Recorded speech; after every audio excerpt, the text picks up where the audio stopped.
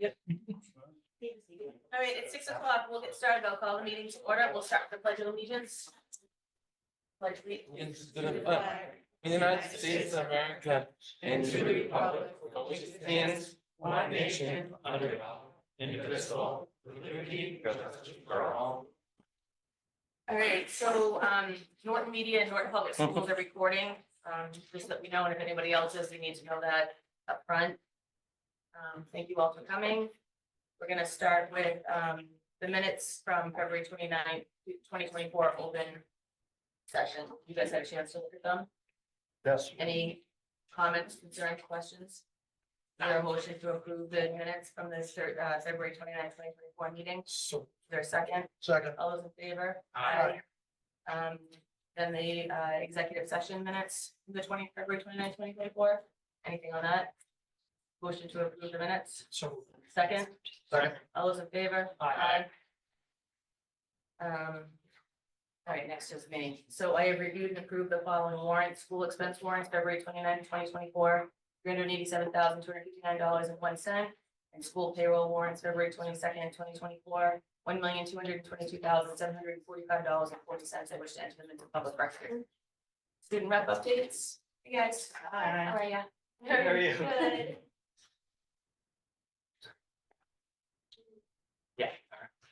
So from the Yale, students are getting ready for are getting outside for recess now that the rain has ended, and they love getting on the turf field and playing all types of games and activities.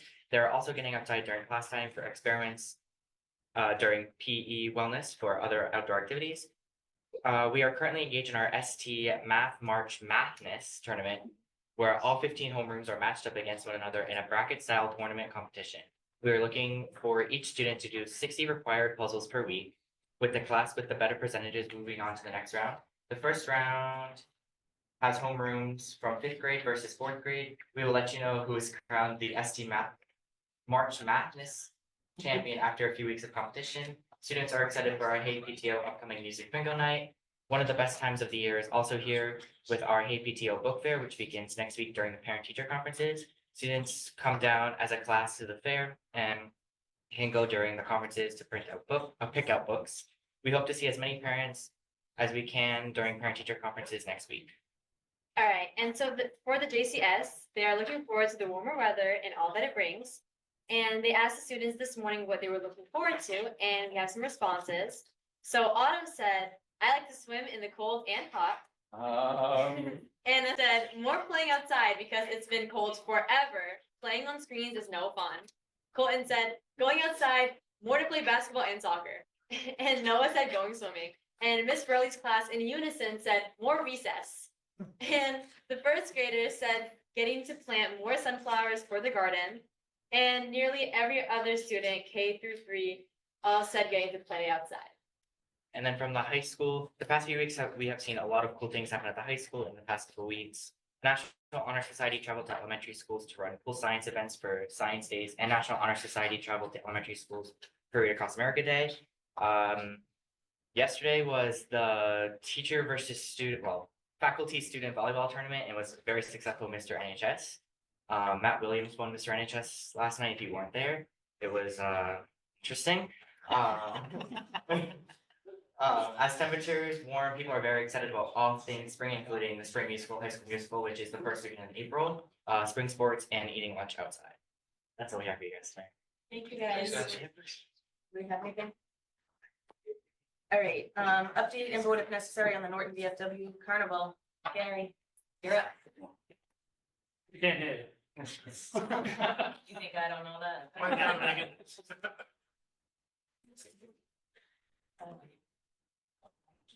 I just want to make sure we're all on board. Right dates and everything, and if everything's okay, and ladies and gentlemen voted on it. It'll be June 19th to the 23rd. So, if there's any questions, the last day we're gonna have a car show from 10 to 2 while the carnival's going on. We're using the same vendor for the carnival this year as we did last year. We didn't have any issues with them staying across the road in the parking lot, public parking. So plan on doing that again as well. And same setup, so Thursday, you're starting like in the afternoon, they're starting setup in the afternoon, is that correct? And then Friday, you guys are a go? Yeah, yes. So actually, we're gonna start on Wednesday this Oh, year. Wednesday, So it's okay. gonna start on Wednesday and go through Yeah. Sunday, so. Oh, nice. 5 days, the Okay. 19th to 23rd. Was that an extra day than last year? Yeah, Yeah. we lost a day last year to the weather, and we're trying to build in another day this Yeah. year, just in case we have inclement weather again, that we can try to get as many innings in. It'll be a great way for the kids to start vacation, so. So that's it, we're out of school then, as of right now. Yeah. Yes, And so, then as of right now, the last day is Thursday, June 13th, which actually works out really well. I met earlier this fall with Mr. Cameron, and we looked at the school calendar, and it was a great partnership to make sure that we were using dates that worked for everybody. So school will be out at that point, and they'll have a lot of availability and room to set everything up. I'm gonna get a hold of the town manager, that's be yours. We'll have a meeting with them too, and you people be invited, you know. Get that out of the way, we're all set. I think you're good to go on our end. Yeah. There's Yeah. nothing going on in the turf fields, correct, just parking lot. Yeah. What about behind the school? You guys Nothing. use that, so it's just that where like solar panels are in front? And the grass area in front of, Yeah, cause I was Where gonna the- say the behind buses where should the be going buses by are, then too. yeah. so. Right. Way to jinx it, Dan. Good.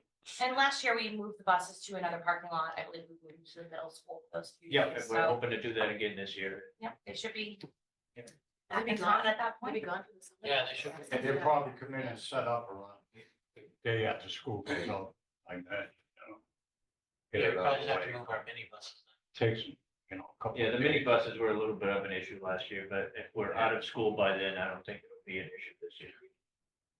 Just talk to transportation. make sure- Thank you very much for Yeah, high school. welcoming us, excuse me, and voting on it, and giving us the okay. You're always welcome, yeah. You guys are always welcome, yeah. That's fine, and Gary, I'm looking forward We to the love the partnership. carnival. I'm looking forward to the carnival. So I don't think, huh? I don't think we have to vote, right? Because we already voted for this. Yeah. So you guys are Okay. set to go. Yeah. I know you just want to make sure that we were all on the same page, which we Right. are. Yeah. Yeah, wish you a lot of luck with it and hopefully it's a huge success. All right, Yeah, thank you. Thank you. thank you, Alright. thanks. All right, so next up, we have recognition of Mr. Malawa. Hey, Mr. Malawa, come on up. Front and center.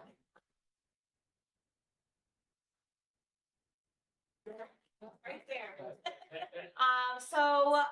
Earlier this year, members of the Massachusetts School Administrators Association came and visited the Yale School to officially recognize and honor Mr. Balawa as the 2024 Massachusetts School Assistant Principal of the Year. This prestigious recognition highlights Mr. Balawa's outstanding contributions and leadership in the field of education. Mr. Balawa has been with us here in Norton since 1998 and spent, I would say, more than 15 or 16 years as a classroom teacher at JCS. And then also at the Yale School before transitioning into the role of Dean of Students in 2014. And for those of you who are not sure what the Dean of Students does, it is really the role of an assistant principal within our the Yale School. And he works side by side with Mr. Gagan every day to make sure that students have everything that they need to learn safely in our schools, and does a ton of work with our staff in looking at positive behavior initiatives, PBIS, and making sure that all of our students have a welcoming and safe school. So it's really such an honor, not just for Mr. Balawa, but really for the town of Norton and Norton Public Schools to have him recognized in this way. And we're just so thankful that he is ours. Mr. Gagan, I know, is here as well. Do you want to say anything, Mr. Gagan? Sure.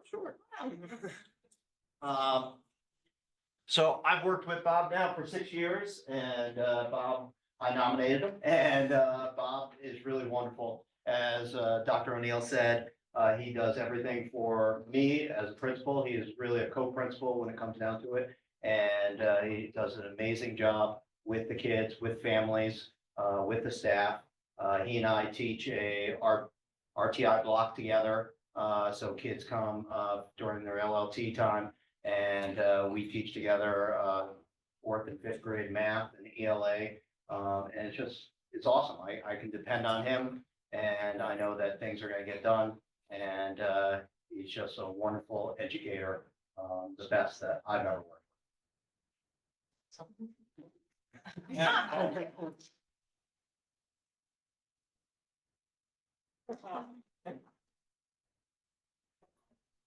What a great honor. Oh, thank you. I just want to thank Marty. He's been awesome. I mean, he's a great person to work with. Best I've worked with, Dr. O'Neill, Dr. Ackerman. The staff, I couldn't have done it without the staff at the school. They are phenomenal. And the students, we're all in for the students, and they're great. They really are. I live 45 minutes away. I'm here in Norton because I love everything about the kids and the staff. And so, yeah, it's great. Thank you. Nice job. Congratulations.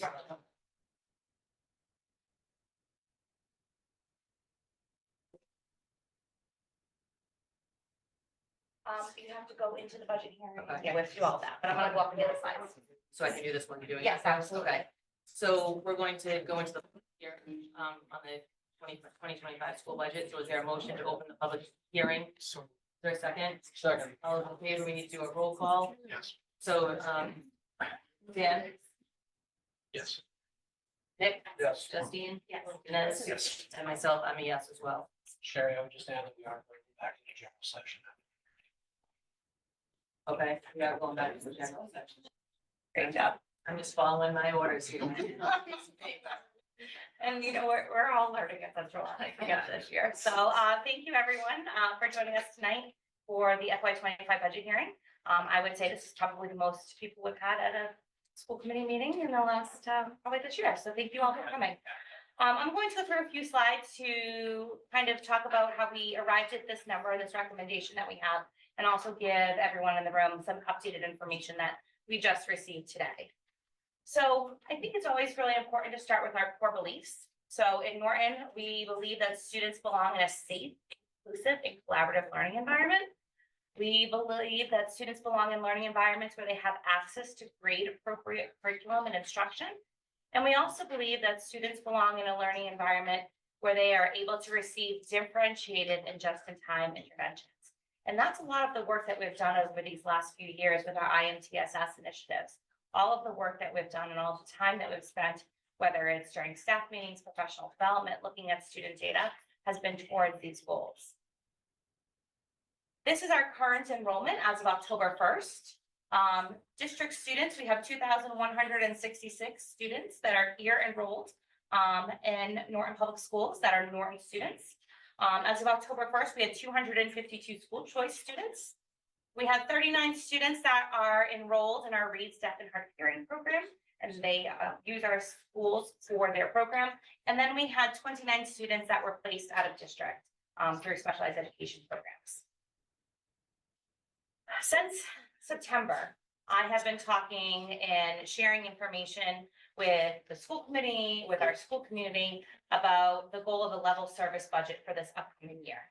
The level service budget means that we would retain the exact staffing program services that we have during this current year.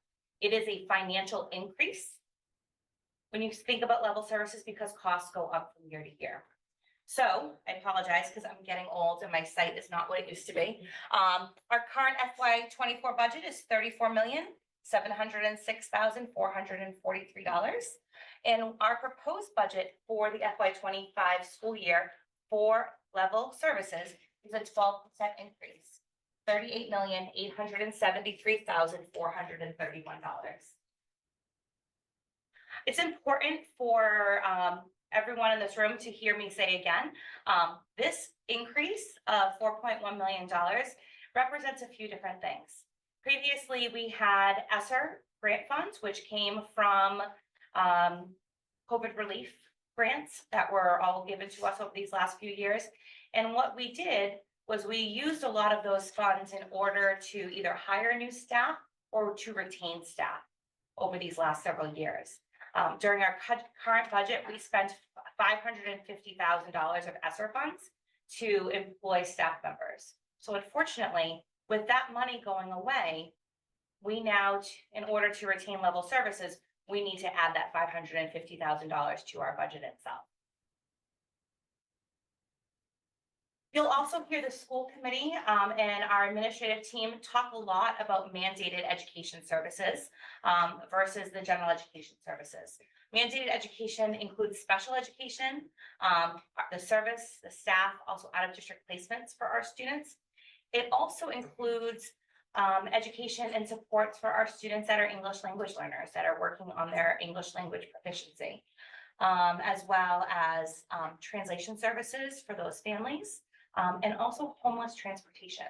That is something that we are required by state law to make sure that we are transporting our students that may be without homes at this time to their school of origin. So if they were originally a Norton student and now they may be living in Taunton, it is our responsibility as a school district to bring that child to school here in Norton. Vice versa, if a student is living here in Norton and their school of origin may have been in Rainham, we also need to work with the towns to make sure that we are getting our students to school. So that is actually a large percentage. When we take a look at the increases over our FY24 budget, currently the mandated education is about $13 million. For FY25, we are projecting it to be about $15 million. Which is a total of a 15.6% increase on that area of service itself. For general education, it's 21.6 million for this year. Our request is 23.8 million, which is a 9.8% increase on those line items. This information has been shared over and over again, and I think it's really important. I apologize that it's very small to see. But it walks our community through how we got there, because I think it's really important for everyone to see how you start with a number and how those line items add up as you go along. Otherwise, it's very confusing. You say, $4 million, where did that come from? So I'm going to give you a very brief overview. $2.6 million is salaries and contractual obligations. As I mentioned when I first started, that $550,000 that we were using previously as part of ESSER, that's included in that. We have to make sure we're adding that money back in. We are looking at almost $775,000 of increased costs to special education placements that are out of district. And it's important for our community to know that this $772,000 is actually not the whole cost. The district is reimbursed a percentage from something at the state called circuit breaker. So therefore, our tuitions are actually going up over $1 million.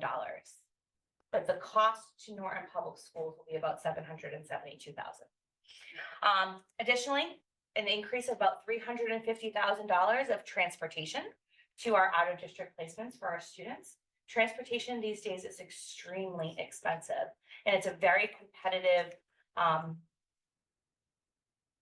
Market. Thank you.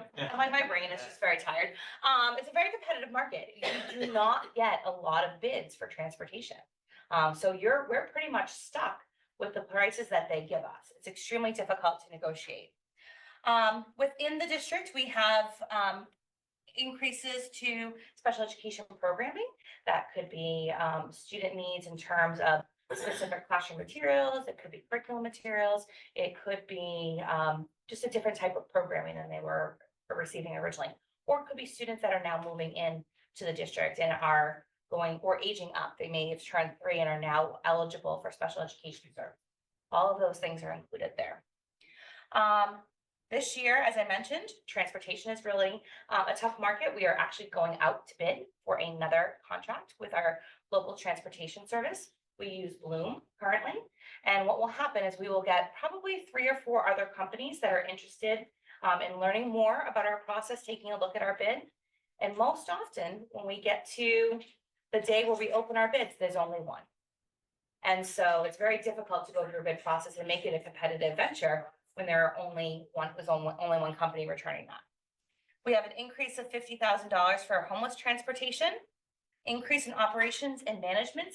That is the day-to-day. So toilet paper, cleaning materials, paper towels, making sure that our elevators are safe and able to run on a daily basis, making sure that our cameras are working when we need them to be, keeping our schools safe and clean. And then what we always do is we always add a contingency for unanticipated special education costs. We have $187,000 in there, and that really is the cost of one student that may be going to an out-of-district placement and one student that may be going to a collaborative. And every single year, without a doubt, we always use that contingency and then more. It's very, very difficult for us to budget for special education needs for students because we never know what is going to pop up through the course of the year. So that's how you get from the $34 million where we're starting this year to our 12% increase. I think it's really important, and this is something we never ever talk about, is unfunded requests. Every single year, I've been in Norton for, this is my 21st year in Norton, and I have been an administrator in central office. This is my 13th year in a central office role. And every year, our team comes to the table and says, wouldn't it be great if we could have?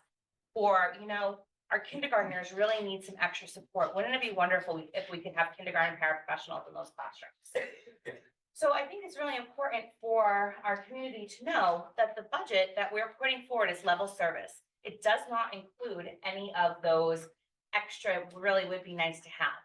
So these are actual, really legitimate and justifiable needs that are coming from our principals, our department heads, our teachers, things that we could use in our schools, but they are not included in our budget. It's actually a $643,000 increase if we were to be asking for these additional positions. So things like an adjustment counselor here at the middle school for our bridge program, kindergarten paraprofessionals to just be a half-time support in our classrooms with some of our youngest learners. Last year we had to cut a 5th grade teacher at the Yale. We were hoping to reinstate that position this year. Same thing at the high school. We cut a math teacher and an ELA teacher. We were hoping to reinstate those positions. So this is something that we typically don't share with the community, but I think it's really important for people to know that there are things that we aren't asking and really would benefit from. Dr. O'Neill, Yes. this library media specialist Mhm. for the middle school. How many years has that been asked for or recommended? And keep me honest, this is the only school that doesn't have staff for the library. It's a volunteer. Okay, Mrs. Winsper is saying that she's been asking for the library media specialist for the last 8 years. I was actually gonna say probably closer to 10, Mrs. Winsper. Our libraries were closed in 2007. In 2007, we actually received a negative increase that year in our budget. Our allocation went down from one year to the next. And then in 2008, we actually received a 0. So our libraries were closed as part of those budget cuts at that time, all except for Norton High School, because a librarian is a recommendation from NEASC as part of the accreditation process. For probably, I'd say a good year or two, they were covered in plastic, and you would just walk through the buildings and they were all covered up. We have been very fortunate that at one point, our parent volunteers went to the superintendent and said, please let us help you. Let us run the libraries for just so students can come and pick out a book. And that's what we did for many, many years. The students were able to go into the libraries at the elementary schools and here at Norton Middle School, come in with their class, maybe 20 minutes once a week or once every other week, and just choose a book and to take it and read it. We have had Mrs. Dermis at JCS, I'd say probably 6 or 7 years. And the way that we got that position is we used to have elementary Spanish. And the Spanish teacher ended up taking another role within the district. We couldn't find someone to do like a 0.4 or 0.6 Spanish position. So we posted for library and we found Mrs. Dermis, who started just working at JCS and LGN to provide that teacher preparation time. And over the years, we've been able to increase her a little bit at a time. So now she is actually traveling between the 3 elementary libraries, 2 days at JCS, 2 days at LGN, and 1 at the Yale. for students to get library classes. And this library is run by a fabulous parent volunteer, but it does not have a certified library specialist here. So that is definitely something that's being asked for a very long story short, sorry, I need to give you all the history on that one. So see it all time here. Yes, yep. So those are some important things. Earlier today, I met with, Mr. Units, our town manager, to talk about some of the challenges that we're having. And, looking at the projections that we have, the receipts that are coming in from, town hall, and then as a community, the fixed costs that we have around health insurance, retirement benefits, all of those things. We're actually looking at a deficit for the upcoming school year. So we've been talking about level services, we want to have the same things we have now. Now we're going and we're not even talking about level funding. So this is extremely detrimental to the budgeting process for Norton.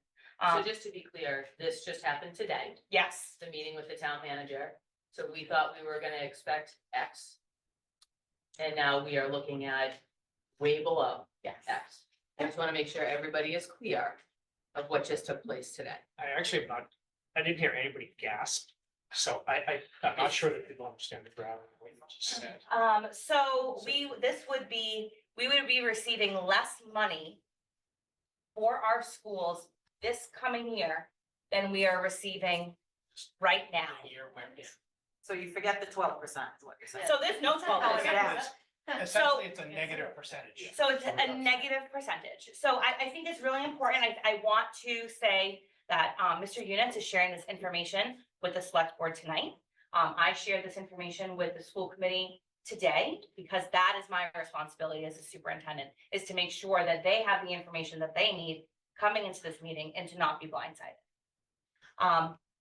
This is a very beginning conversation. I asked questions this afternoon. I sent Mr. Units an email. What do we have in free cash? What do we have in stabilization?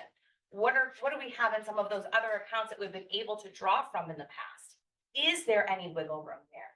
And I'm waiting for some of those answers.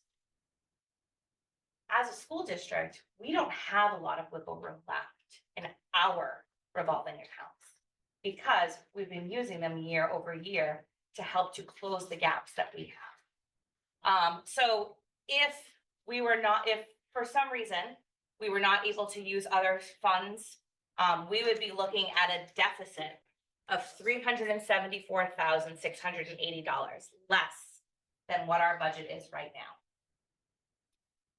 Which when we think about level services, I've been talking about that 12% number. We would need to cut 4.5 million from our level service number in order to open our doors in September. And so just to be clear, all the work that has gone into, let's say, 8 hours ago. Yeah. All the work from our admin team, from us sitting down and talking about what this is gonna look like going forward, what we're gonna do, that was all just taken, shaken, and thrown up in the air. In a sense, Essentially. yes, I right? can say it, you may yeah. not want to, but that is exactly what just happened. So And we just all found out about it because our superintendent is very clear in communicating with us immediately when we find out things like this. Dinesh. Yeah, I just want to, so I want to give people a sense of how to wrap their heads around this, because sometimes you look at the numbers and you say, oh, it's 4.5 million, what does that mean, et cetera. So the way that the budget is set up, we break it into two pieces. We break it into our special ed component and our general education. Now, special ed, by law, is basically mandated to be covered. So the special ed increase was five something, I think, and the general education was 6 something percent. It was 15 and 6 It actually, on that line. it's actually not even relevant what they were. Yes. Our increase is 12%. The special education is going to have to be met. So the way to wrap your head around this is to say, general education from level services will be cut by 12%. So we will cut 12% of the services we had from last year to next, or I'm sorry, this year to next. That's what this means as we stand right now. There's no other way than to say it's draconian. I mean, this is a huge blow.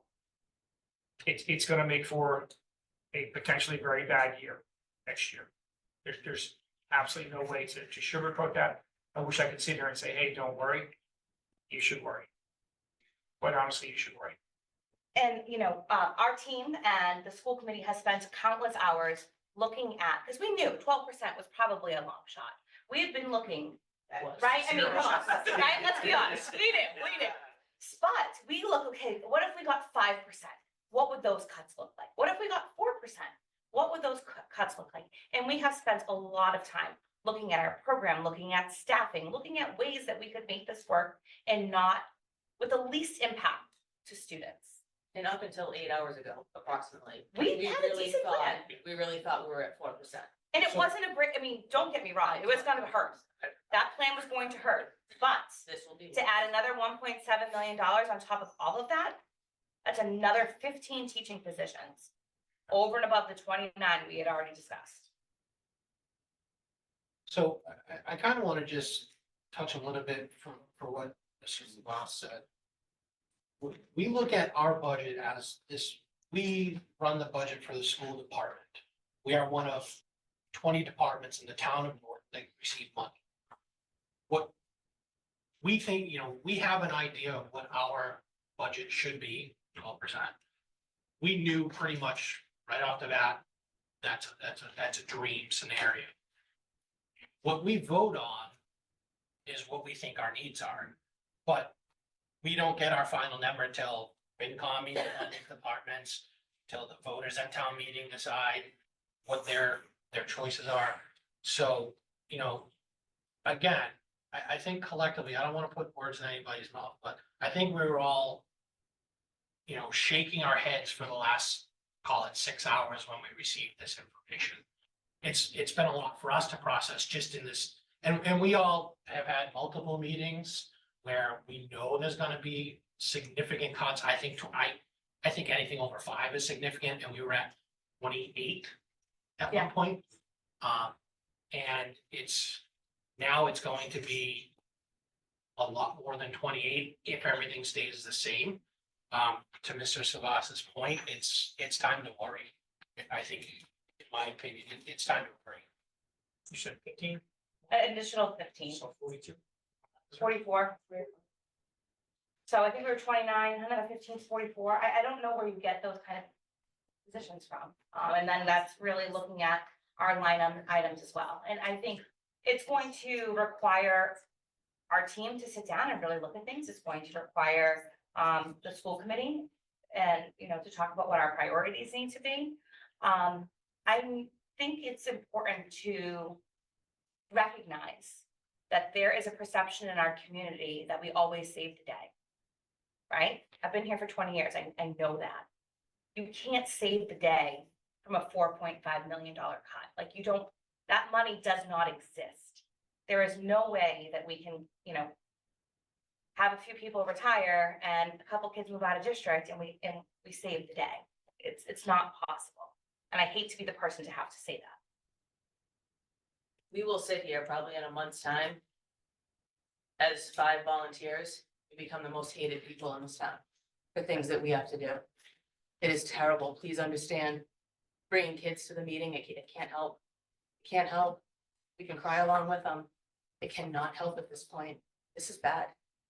We will become hated people, and we are your neighbors. We have worked, some of us have been here 15 years, 9 years like this. We volunteered, when our kids were in preschool. This is bad. We've been saying this day was coming. People chose not to listen. Here we are. So please understand in the next month how difficult it is to sit in these seats. Please understand.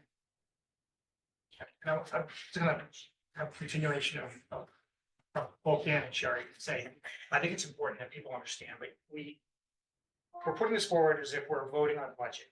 But kind of to Dan's point, that's actually not what we're doing. This is just a transparent, hey, level services, this is what we would need to fund that. There is no budget.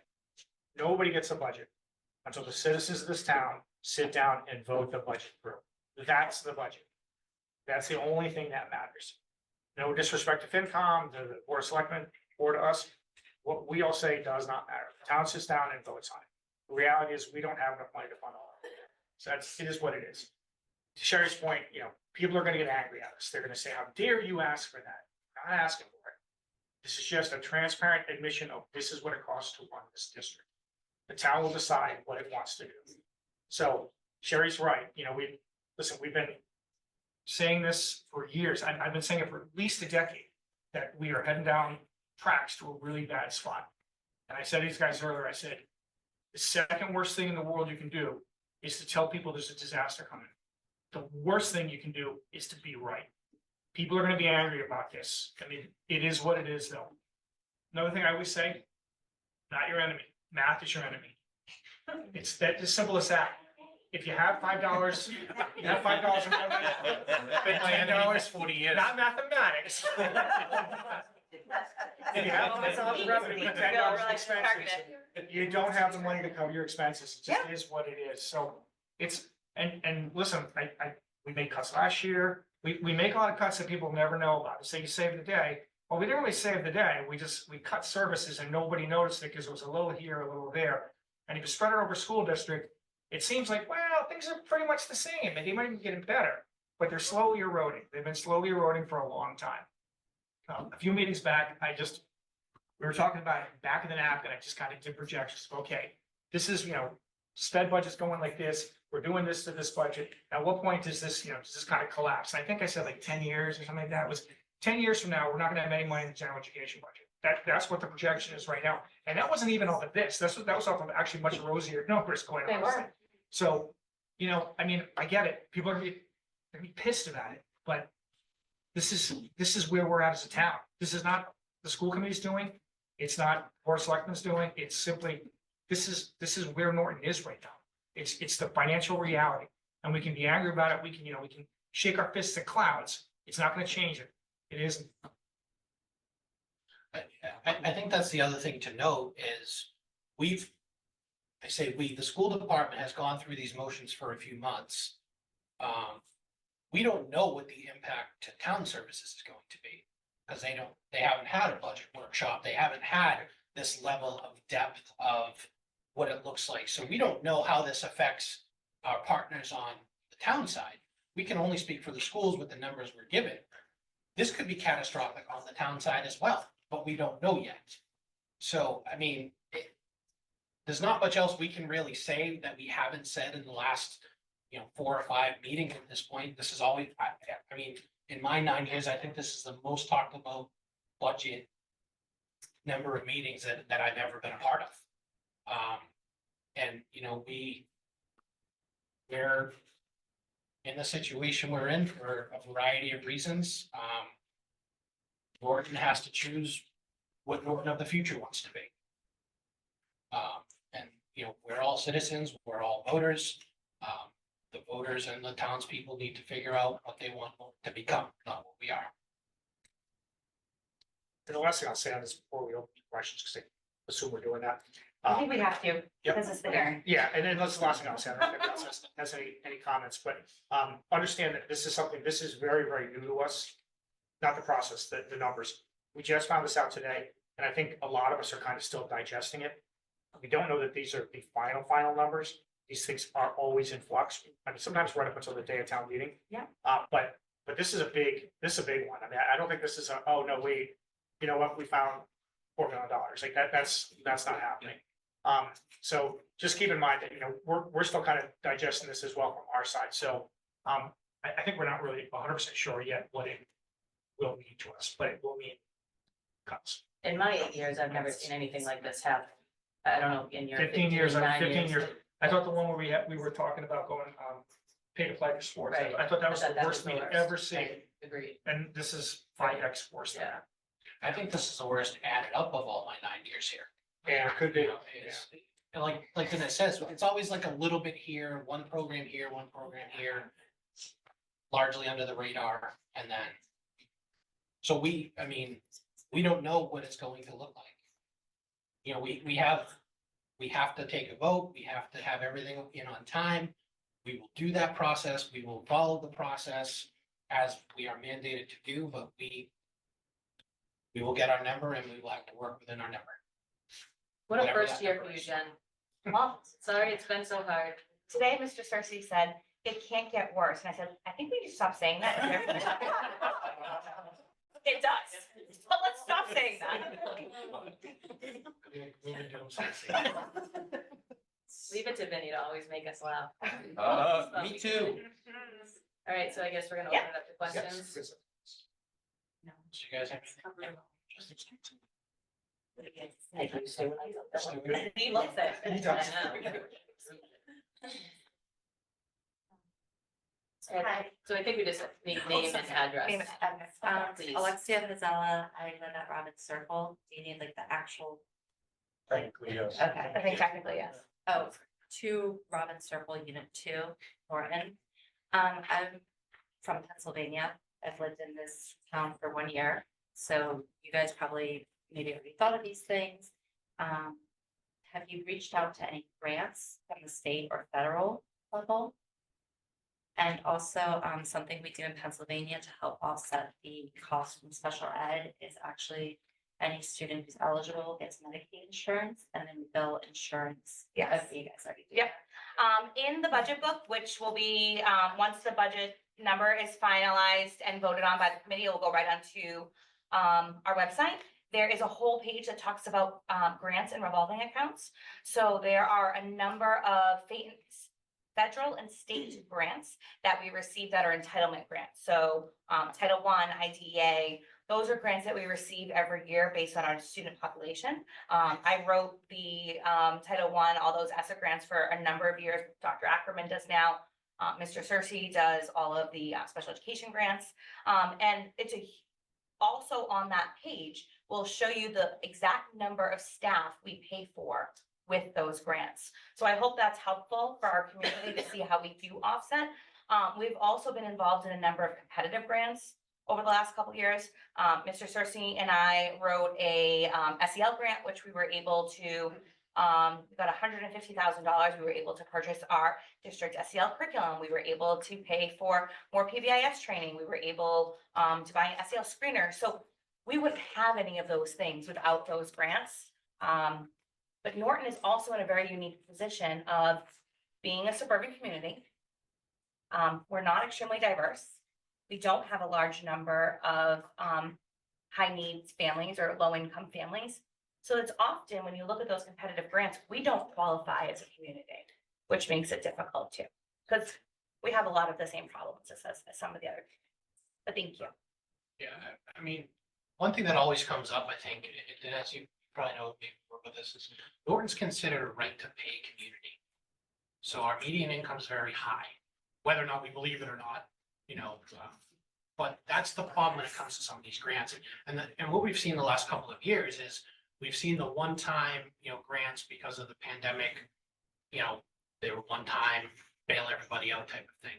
But we're seeing some of the grants are just drying up. They're not being funded at the state or federal level. That's, it's different changes in administration, different visions for different politicians. Unfortunately, I mean, education is very public. But the problem with that is nobody wants to show the public what education truly means, financing wise.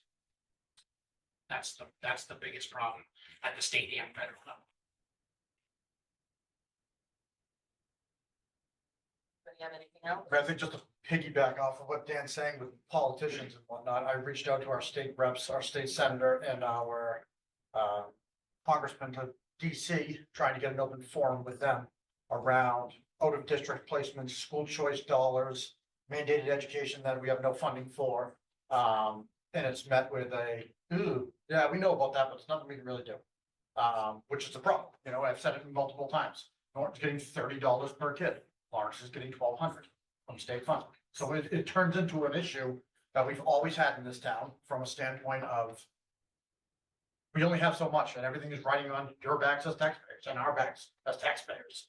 We don't have the commercial real estate like a Mansfield does or a Foxborough does, So we're getting to a point now where unfortunately, You know, when we had these ESSER grants and everything else, we kind of, basically COVID saved our butts. I mean, it's that simple. COVID and the three ESSER funds financially saved our butts, you know? Now what's happened is those are going away and we're incorporating them into the budget. That was free money essentially from us in terms of getting it from the federal government. Now that money's riding on your back. It's not a overly complicated system. It's complicated because unfortunately the state government and how the state works doesn't, they don't want, you don't care about the kids' education. You don't. It's $1 in games. It's all a game around public education to begin with. You have a DESI board who's unelected. They're all appointed. Right there should tell you right there alone. It's all government crap that gets involved in your kids' education. And unfortunately, this is what it's trickled down to. And it's, trust me, it's going to keep getting worse before it gets better.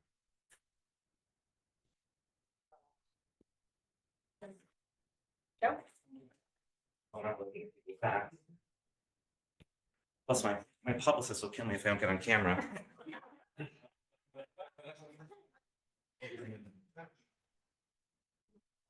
Hi, I'm Joe Spermuli. I teach 8th grade English here, president of Norton Teachers Association. Thank you very much for this. I think that I don't necessarily have a question as much as I can phrase it in the question like Jeopardy. So We'll charge you $800. okay. I think that it's important just, and I know you guys are speaking to this, but I think it's important to say that things are not great now, right? And I'm not sure that people outside of the buildings have a full understanding of that. You're absolutely right when you say that people don't necessarily notice the cuts because there are little places here, little places there. When I think just in my time here, what we had that we don't have anymore, a librarian, I think is a big deal. The shelves, like just look at the shelves behind me. When I started here, most of these shelves were full. Home ec is gone. Foreign language to our 6th and 7th graders is gone. There are a lot of other things. There are many other things in all the other buildings. And I think that for a lot of people who maybe aren't involved in school, they follow, this kind of maxim, you have to do more with less. And that economics kind of works at your kitchen table. We all do it, right? We say, oh, I can't take that vacation this year, so we're going to spend a few days on the Cape, or like I can't shop there anymore. I have to shop at like Aldi and like save some money. Like we all do that. I do that. But there's no like you can get a can of beets at Aldi that's probably pretty good. There's no Aldi like adjustment counselor. Like this, there's no like No discount teaching. no discount teaching, no. And like these services are so important. And something one of my colleagues, I mentioned this in a meeting earlier this week. So those of you there, I'm sorry I'm repeating myself, but one of my colleagues said to me this week, and I thought it was so powerful. Her students also attend school here, and she just said to me, I'm so sad that the things I was able to give my students, my kids aren't gonna get when they come to the system. And so I really hope that you will approve a level funded budget. I know that for pragmatically why you might not want to do that, but I think sending that message so people see like this is really what we need. And not just what we need, but what the community deserves. Yeah, so please How many consider. years have you been here? Just So I have been here, this is 18 years. And it is, on that note, it's a wonderful place, and I watch every day the people that I work with just do such amazing things. And I think that to think of some of the cuts that we're talking about and to think of what that would do to the experience of a student, graduating from Norton High School 5-10 years from now, the trickle down effects that those have makes us all really sad. So thank you for the work you're doing. I'm gonna again advocate for passing a level budget. I think that those conversations are important to have. I think people need to see what we need to give our students what they deserve. Thank you.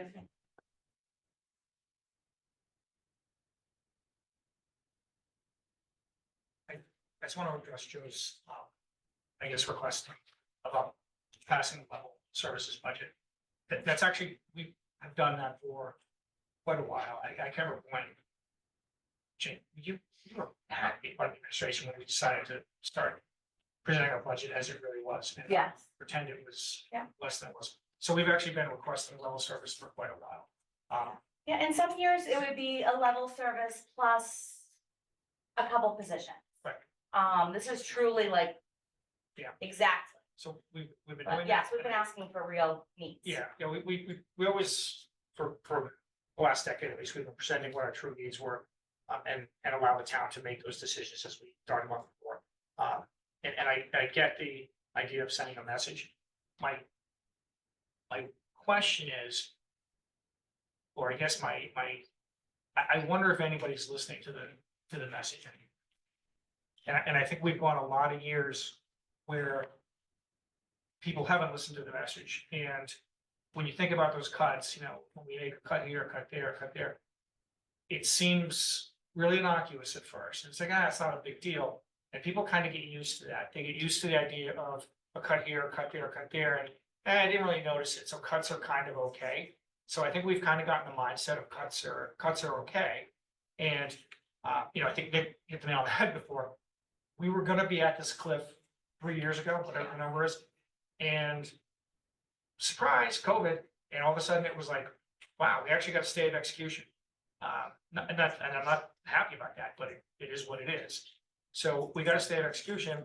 We're kind of through that now. Esser's gone, and we never really got away from that cliff. We were just standing at the edge of it. Instead of moving towards it, we stopped right at the cliff, and everybody's like, "Yeah, they're fine, they're fine." Well, here's the cliff, and here we go. We're about to go off of it. So, and I'm not trying to be melodramatic. I don't know if I don't see anybody here who was in the JCS back when I was the rep for that or whatever, but but I've been talking about this for a while. Like it's not sustainable. The way that we do this is not sustainable. And eventually you get there, and we've gotten there. And I think over the years, people kind of they got jaded to the idea that there was a problem. And so, we all said, they say that every year, they say it's coming. And I'm sorry, but it can't. It's unfortunate.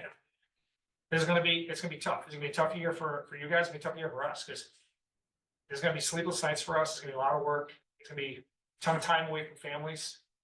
Just going through this stuff, and it is what it is. I apologize to my kids ahead of time. Not gonna see it. So what can you do?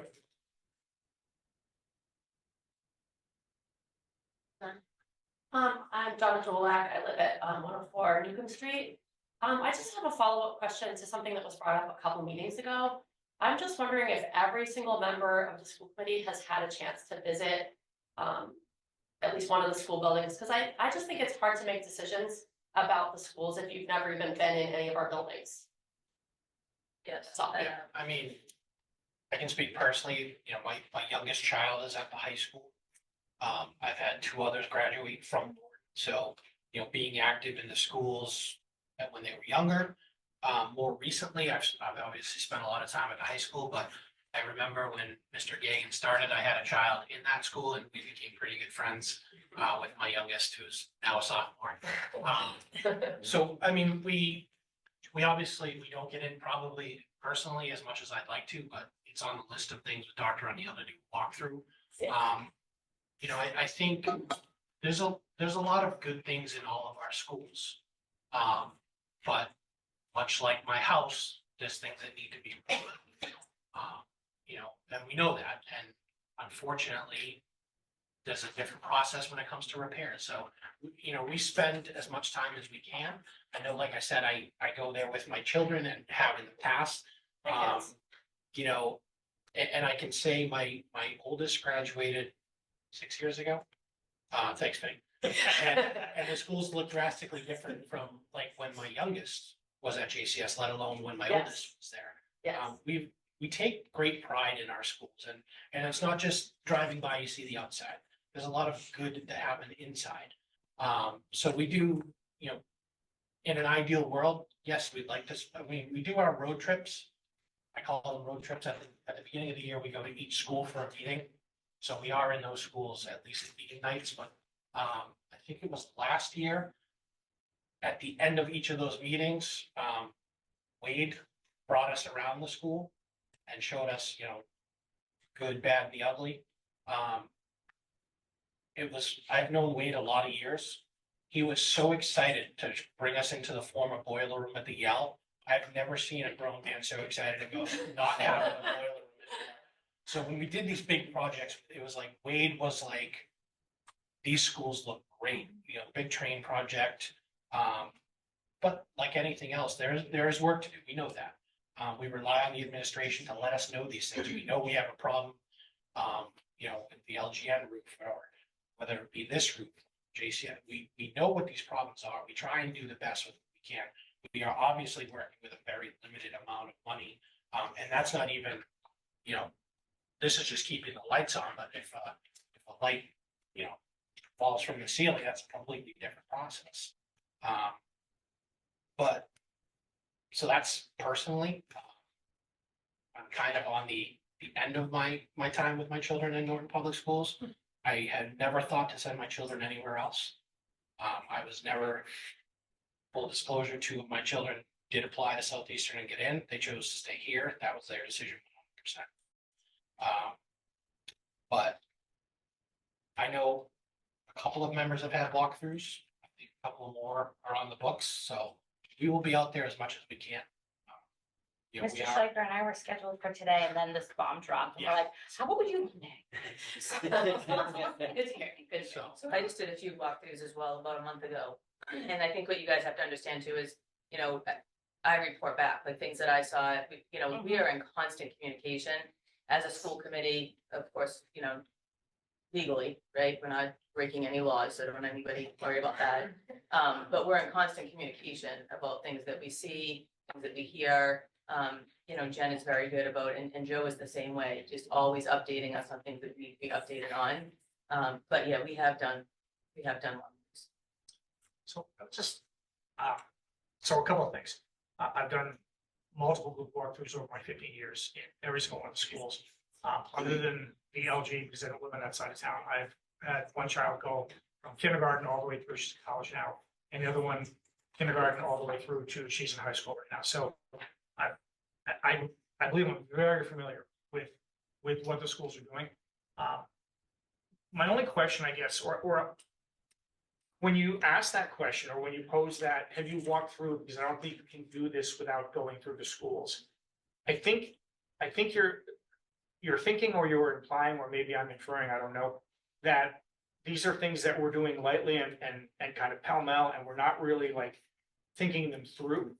I want to be really clear. This is not an easy thing to do.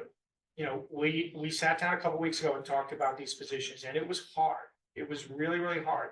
And I know a lot of people were talking about, well, you know, what can we do? What can we do to save this? What can we do to save that? This isn't something that we take joy in by any stretch. You know, and if I'm being really honest about it, like part of this is that we've cut so much of the what you would call fluff over the years that there's nothing left to cut like that. So I'll say something that's going to make me unpopular.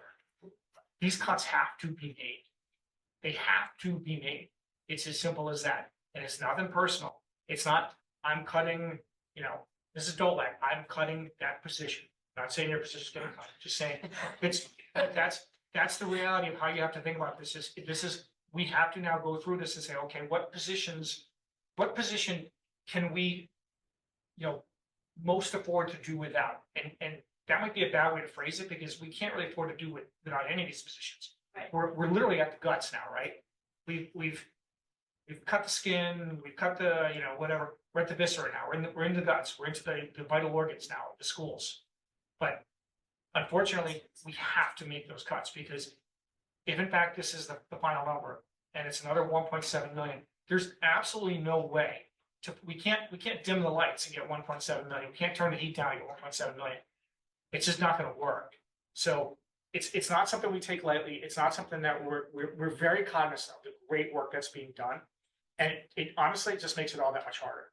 So I respect what you're saying. I respect what you're asking. And please, Well, please realize that this is, I'm not trying to imply this, that, you know, you're taking these lightly or anything like that. I just think that seeing what's really happening and going on is important too. Like, it gives you another piece of evidence, I think, right. of what we actually need. And that's why it's so hard. I think we understand what's going on. And the problem is even if we understand, even if we say this is vital to the school, we may still need to cut it because we just don't have the money. I mean, this is not a wants, needs, whatever. This is a funding issue. It's nothing more and it's nothing less. And I'm sorry to be, callous and put it on such a base level, but that's what this is. It's simply funding. We have A through Z, and we can fund A through M, and we got to decide what A through M are going to be. And N through Z are going to get cut because that's what we can afford to do, unfortunately. It is not, it's not understanding what happens. It's not appreciating that. It's not valuing that at all. It's not the case. And I think to piggyback off of that too, this is a very collaborative effort. It's not us five being like, we're gonna cut the high school and we don't like that math teacher and we're gonna get rid of this part. Like, that's not how it works. It kind of comes down from Jen and the admin team through, up through the principals of like, hey, where can we start? All right, who's, what positions are we looking at? Is the first grade class next year supposed to be a little bit smaller so we can, cut a first grade teacher and keep the class sizes the same? This isn't us five just going in and saying, okay, we don't like that. I hate athletics. I hate this over here. Chop that off. That's not how it works. We basically go off of central admin's, recommendations and then say, hey, what is that going to mean to our high school kids? What is that going to mean to LG? What is that going to mean to, JCS? And try to, again, it's very difficult.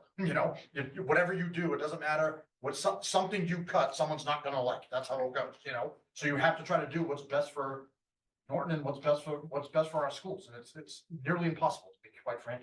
And when I just want to say one more thing, and Nick's absolutely right, collaborative effort, and it does come from the administration as it should. They say, okay, here's what we think. And when we sat down 2 weeks ago and went through the initial cuts, after every single, this is a position we're cut, same thing was asked. Why? Why are we cutting that? What's it doing for our students? Yep. What's it going to do for us? What is the impact of that? Every single one. And we had to cut 28 spots. 28 times we said, why?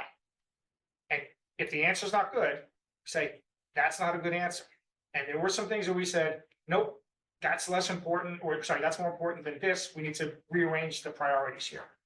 So this is not a, again, this is not like, chop, chop, chop. It is explain this to me in depth. Explain it like I'm a 5-year-old, because we need to know that we're doing the right thing, because this impacts lives, impacts kids, adults, the people who are employed here. We get it. Trust me when I tell you. I just want to say, sitting in this seat too is very difficult, very difficult. You walk through the schools and you see these kids' faces and you know what's going to happen. That did not sit well with me at all, any of us, right? And so I've got one more year left, right? I'm done next year, close to this time. And I know that I'm going to leave this district worse than when I started. That's terrible. That's a terrible, terrible feeling to have. Terrible. To our students, to our staff, to the people that we have got to know and love. This is terrible. So I just want to understand, I want you to understand that even walking through schools, it is not easy for us to do that. It's not easy to look our students in the faces or our staff and have to sit here in the seat. I think one thing to mention too, that I talked about it a little bit, I want to just thank the administration. They've worked countless tireless hours on this to give us the answers that we seek. We're asking the tough questions. We're looking at things top to bottom, and they anticipated our answers, and they had valid answers to our questions. So I want to publicly thank our administration, our building leaders, all of those involved in our budget process. They have done a tremendous job, and have been dealt a pretty awful hand to do it with. So I just want to thank Dr. O'Neill and the staff for giving us at times, I think, a lot of information, some, more than what we look for sometimes and more than what we've seen in the past. But this year, we absolutely needed all that information provided to us as we navigate what will be a troubling time in the next couple of months. We have some more hands. Go ahead. Where is the mic? Is this where the microphone is? Yes. I just want to make sure Zoom can hear. My name is Val Cabral. I live at 50 Mansfield Avenue. I do not have children.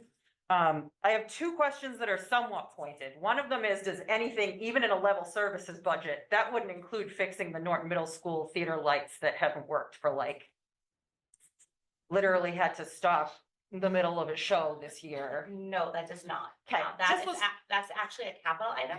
careful. That Cool. is on our capital list when we're able to move it forward. Awesome. Do we know what the amount is on that? Off the top of my head, I believe it's $118,000. All right. Mrs. Hadfield? Yeah, all right, Cool. look at that. If people aren't aware, middle of the way through Norton Singers were paying the school to rent the space and we had to stop the show multiple times because one day we couldn't get the house lights off. We've had multiple shows where we've had to stop at intermission and reboot the entire light system. So it's not a great system in there. It's original, 1998. Yeah, that's pretty old for a light system in a school for sure. The other question is, I know last year the cuts that were made were a flashpoint. And I know there were issues where the students found out about them in the first place. Everybody was very upset, parents got upset. Do we know when that number of those 28 to now 44 people are gonna come out? Like when we're gonna know what those cuts are gonna look like? Personally, and this is something that I've shared with the NTA, this is something that I've shared with the school committee. I would really like to be able to do layoff notices prior to April vacation, which is a month from now. Because I believe that our staff deserves to know what the future holds for them. And I don't, technically, contractually, by law, we have until June 15th. To me, that is too late to do something like that that is extremely impactful. Whether we're able to do that before the April vacation, when we're really saying, okay, it's not going to be this many, it's now going to be this many. We are really going to need to sit down and really look at our programs and our enrollment and so many other things as a committee that we have only scratched the surface on. In terms of fees and transportation, all of those things are now going to need to be relooked at and rediscussed. So that's my goal, but I was just curious. Thank you. I think, historically, I want to say it was probably September, October. I think I might have said it publicly. I know I said it privately. I don't want to hear about cuts like our last meeting before summer break. Like we had a pretty good amount of people show up. It was Dr. Ackerman's first meeting. If that's too late. Welcome to Norton. That was too late. But the problem then is our budget is set at town meeting, which is, to me, it's very late. I said this to Mr. Schleicher, it's the biggest part of town meeting and it gets little to no discussion or anything. It's just, yep, thanks, everybody, aye, nay, yes. So that's always kind of frustrating because like we do all this work for 6 months and we get our number validated and it's like, there's no. Can you speak a little more about that? Because I definitely think it's worth discussing, but I'm not sure what the ask for discussion is. That's come up a lot of times from other people, not just you, not just here, that we don't really talk about it. And I'm curious about like what the conversation would look like, because I think most people assume there's nothing we can do by the time it gets to town meeting. In a grand scheme, you can't. However, the exception being, if you wanted to add $1 million to the school department budget, you can formally write a request, bring that up to the town clerk and say, I want to add $1 million to the school budget. It goes through the motions. However, mysteriously, you can't have $1 million come from somewhere. So you have to write out where you're having it come from. So whether that's not picking on our town friends, want to take 300,000 from police, 300,000 from fire, 400,000 from highway, and give it to the school department. You can do that as a citizen of Norton, as a tax-paying citizen. That is your right to do so. But we're not making any friends. No, we're not making any friends, and you know. I believe the only time in my 20+ years in town that that's happened, I believe, was, Dinesh, I think you made that motion the year we privatized food services to Yeah. switch some money from the town budget to the school budget because of savings. There was a It's health insurance. very specific example though, where we were essentially laying off however many people. Yeah, 13, 16. And all I said was, there's now a healthcare saving, insurance savings to the town. And we should get that back so that we don't have to lay off any more people, because we were laying off a bunch of people as it was. So, and I will say, I somewhat disagree with Dan about you can't do anything at town meeting. I actually think that's the only place you can do something, quite honestly. But to his point, if you say, I want to put $1 million more into the school budget, you have to say, and I'm taking it from A, B, and C. And I'm honestly, by no means a town meeting expert. honestly, I would, if you were to introduce that, I would vote against it. Because this is not a, hey, everybody else is doing great and we're not. Everybody else, we're gonna be cut from our prior year budget. Everyone else, to my understanding, is going to be as well. So this isn't something where, it's, the schools are getting screwed. Honestly, the point of this meeting, I think, is basically just to make sure everybody understands this is what's happening. Because every year when we do this, last year, Mr. Ackerman's first, oh my God, what? I didn't hear about this. Really? We had 10 meetings on it. 10 meetings in a town meeting where we voted it through and everybody knew what was gonna happen. I mean, this is the problem. This is why people get mad at us. Everybody says, you didn't tell me personally. You didn't come to my house. Hey, you wanna make sure you heard about this, but we're doing this. We can't do that. We have public meetings. We disseminate information as best we can. It would be great if we had a media person to do it. We cut him. We had to cut him. Like, They're no longer. I mean, this is the reality. So, I think it's important for people to understand what this meeting's about. This is not a hat in hand meeting. It's not a woe is me meeting. This is simply a, hey, guys, just so everybody understands, here's where we're at. No surprises. Nobody gets blindsided later on. All right, Alexia Hazella, 2 Robbins Circle. So what does the school community committee need from the community? Like, if we all wrote to the town saying, increase our taxes by. Speak up just a little bit. Oh, I'm so sorry. I was saying, what does the board need from the community? Do you need us to write letters to the town? Well, Saying increase taxes by $500 so that the school can be funded? We can't do that. So you are new to town. Sorry, I So came from I a would town be- that you could do that. Good old Pennsylvania. That's a law called Proposition 2.5, which is you basically can't raise, I think, don't quote me on the intricacies of the law, but I think the intricacies of the law, basically, you cannot raise your entire tax base by more than 2.5% a year. So there's actually a cap on how much we can raise our taxes. Now, you can override, which is the big talk of everybody. So you can override Prop 2.5 based on whatever number the select board has to put onto a town meeting ballot. And then the town goes and makes a vote. We've had override attempts in the past. We've done overrides in terms of debt exclusions. In addition to the high school building, what else did we do? Well, the fields. the Fields, town town hall. community So we've done those before. We've never actually overridden Prop 2.5. And So then you don't, I just publicly want to say, it wouldn't be what you're doing for the schools, it would be you're doing it for the town. yeah, Because we don't want this to be schools versus town, it's one community, so it's what you're doing for the community. We obviously, we can give everybody all the information they want, but the town decide. I think this is Sherry's line, I'm just Norton gonna has say to it. decide what Norton wants to be. when they grow up. And then you don't need to respond to this, but we're talking about cuts. So maybe instead of cutting positions, and this is way out there, but cut ability. And instead of having as many elementary schools that we have, consolidate and have a K-2 and a 3 to 5. And that way, every building has the library and the things we've been talking about. We've looked at it. But, multiple- So it's actually not a huge savings, which sounds insane, right? Yeah, Because you still have the same number of students, you still need the same number of teachers. It's really only about $500,000 savings once. Because we have looked at it.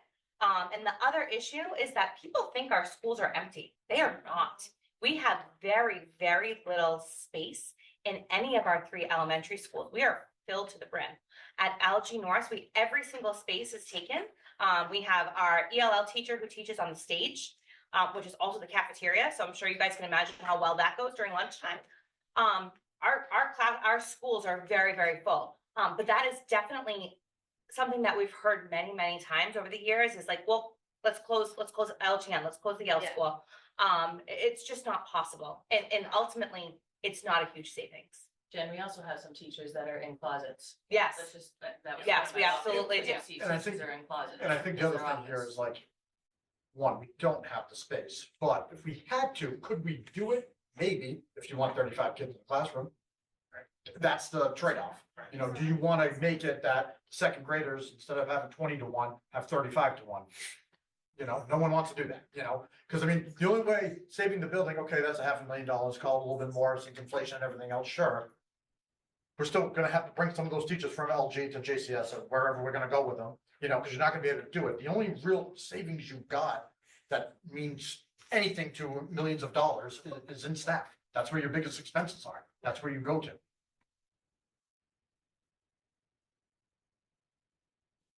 Christy Dietz, Norton employee. Been a resident of Norton at one time. I am a product of Norton, kindergarten through 12th grade, and I've also taught in the district for 28 years. Very disappointed to hear how we've gotten this. I've worked with many of you that are on school committee. I've worked with many of the staff as well as the administration. This is the worst I've seen, worst I've experienced in my 28 years. Worst that I can remember as a student going through. As a student myself, 49 plus years ago, way more I had available to me than what we even have currently right now, which is sad. And here we are, 2024, that we have less services, less activities, less opportunities than potentially, and things that I didn't have to pay for that you all have now as fees. My question, as much as I would say, and this comes back to what the plan originally was for tonight, which, correct me if I'm wrong, was it to vote, discuss, and to vote and put forward what you were gonna put forward to town? Correct. Okay. We're required Yes, right. to. We still have to do that. So that's why, I wanted to know, so that was the plan. You getting the information that you got, is that still the plan tonight and still what you have to give to the town, correct? Doesn't change what we actually need for level services. The level services is level services. It is what it is. The 12% increase is where level services is. And this And is that's not a, what you'd normally put right, through again, this is anyway, not a, so hey, here's what we regardless. want for our budget. It's just a simply, here's what our budget would be if we have level services. Then it goes to FinCom, it goes to where Selectmen look at it. So FinCom puts forward their budget, Mike Units puts forward his budget. And I think it should actually reverse those orders. Yeah. Mike Units puts forward his budget first, which includes his opinion on what the school should get. The FinCom then looks and they put their recommendation budget, that goes to the town meeting, and then the town votes on the budget. So, but tonight is simply, I hate to say it's a formality, but it's a formality of, this is what our level services budget would look like. Right, full transparency, just so everybody knows. And that's what I wanted to confirm that was, and even We're with your required to, information that you were getting, that was. And also, will it also, because I also know that we put the numbers of what it would have looked like if we had gotten the 3 or the 4 or the 5. And I think it was very interesting to me to look at with those cuts that we were talking at, like a first grade, we would have a class size of 27. You're talking now 40-something cuts. That class size is gonna go up in all of those. And I just think that needs to also be put in there when we're talking about not getting that 3, that 4, that 5, so that it's transparent of what that is going to look like to the community.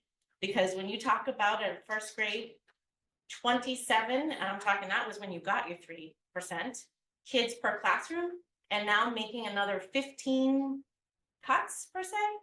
I can't imagine what those cuts and what those numbers are gonna look like in the class sizes. And I'm just saying, I totally get that. I just think it needs to be also what the potential could be, because that's out on there for the community and the public.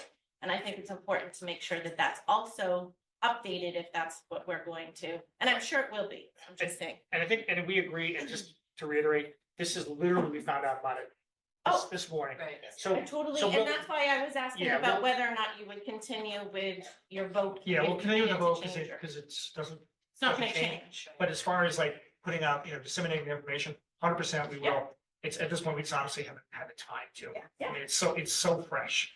It's going to require a lot of time to sit down, look at programs, look at numbers, look at seniority, look at teacher licenses. We're gonna have to do all of those things, again. And, add to that list that we've already started to establish. But it will be significant. Our budget is due to town hall on Monday.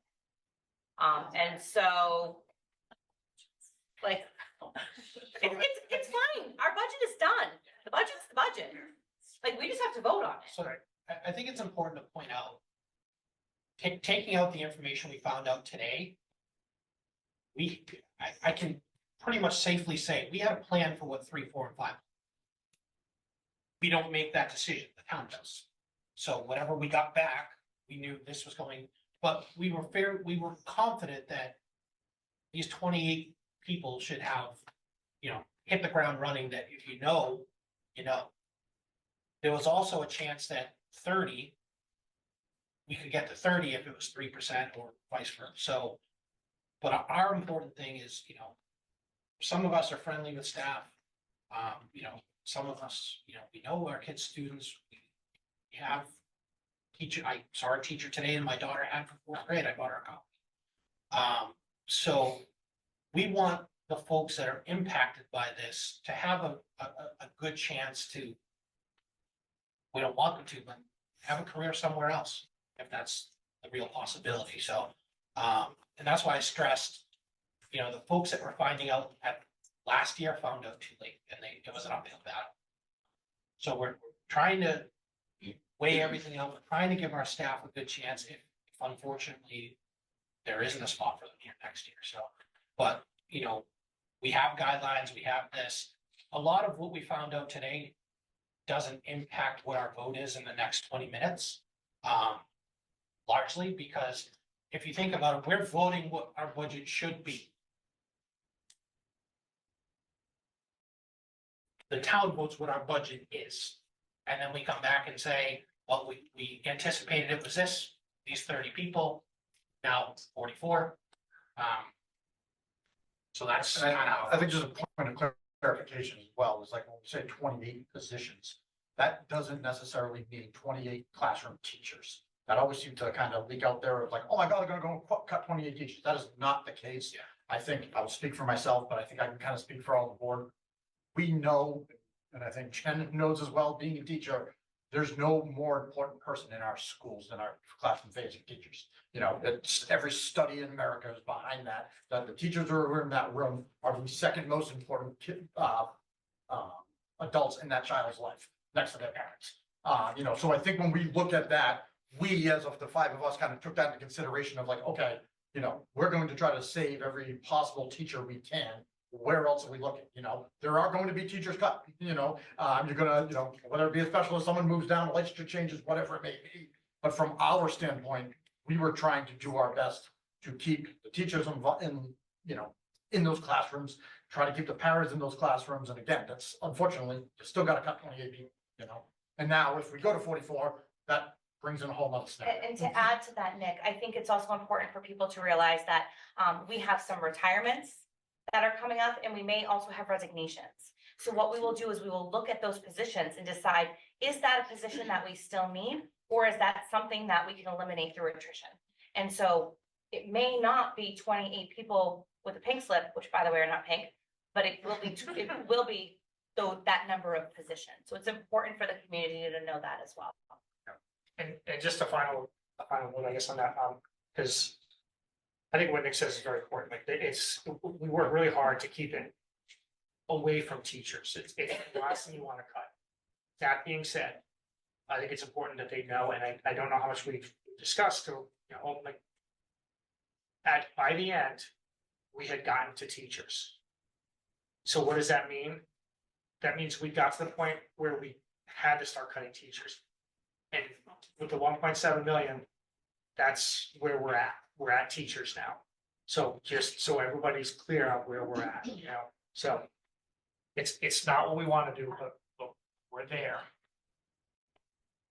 But let me just go to Peter. Yes, I'm Peter J. Wiggins, honorary mayor of Norton, 157 Mansfield Avenue.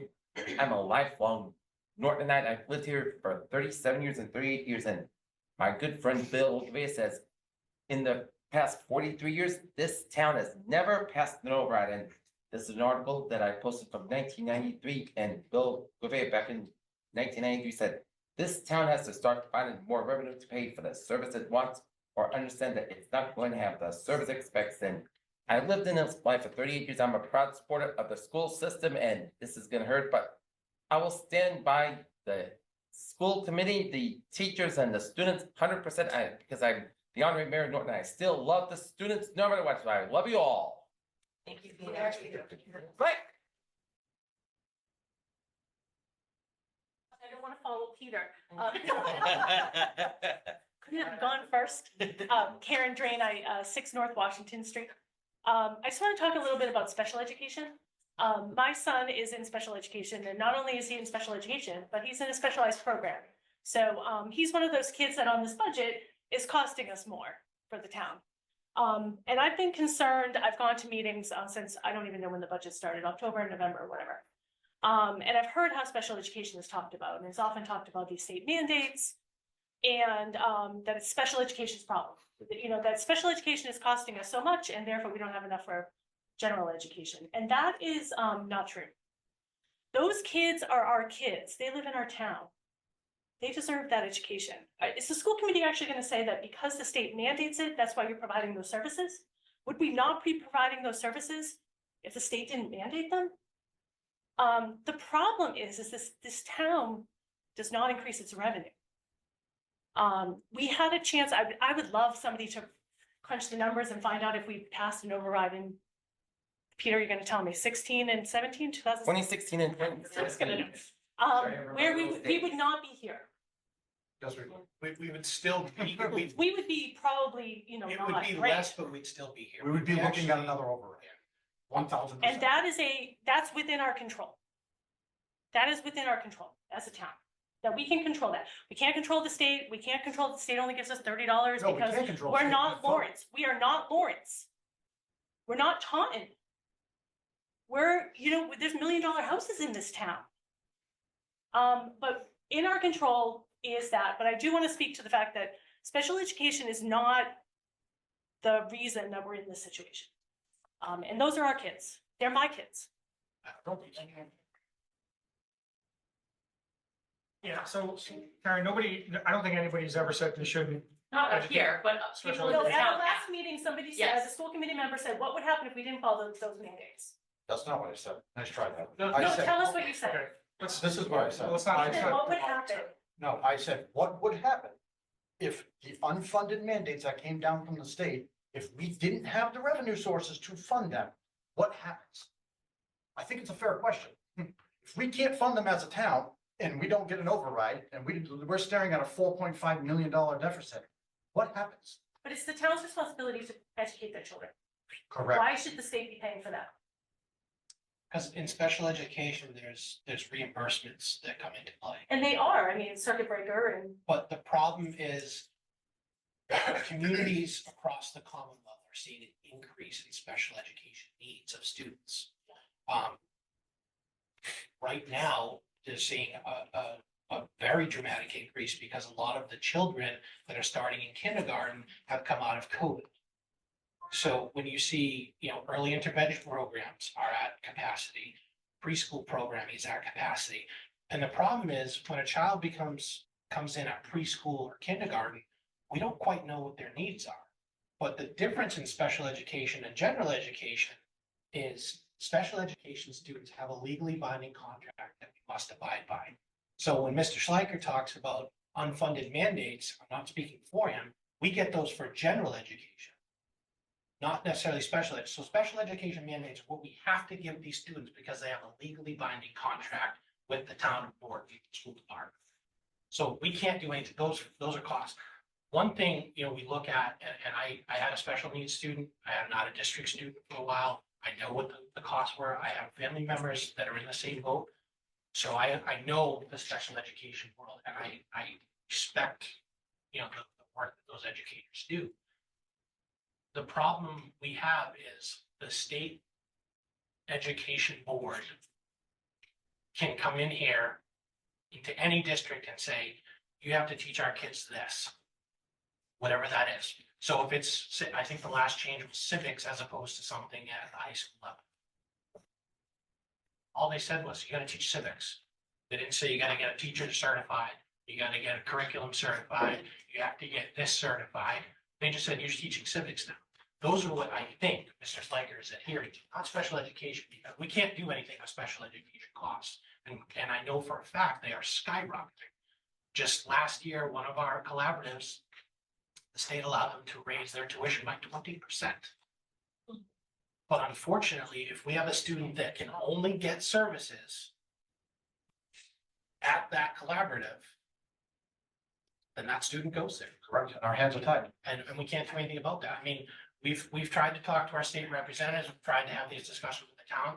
The only real part of special education I think we can try and control is the transportation. Working with, you know, a van or maybe trying to say, if we have two students going close by, we've invested in some minivans, have some of our own drivers. It's really just, it's a drip in the bucket of the problem. What we're trying to identify is a lot of our discussions that we talk about, we can't change at the town level when it comes to reimbursement rates and things like that. One of the big things that a couple of years ago, tried to have a special education circuit breaker account set up. Stabilization, it didn't go through. Special education costs are, to Nez's point earlier, they're rising because the needs of children younger are rising.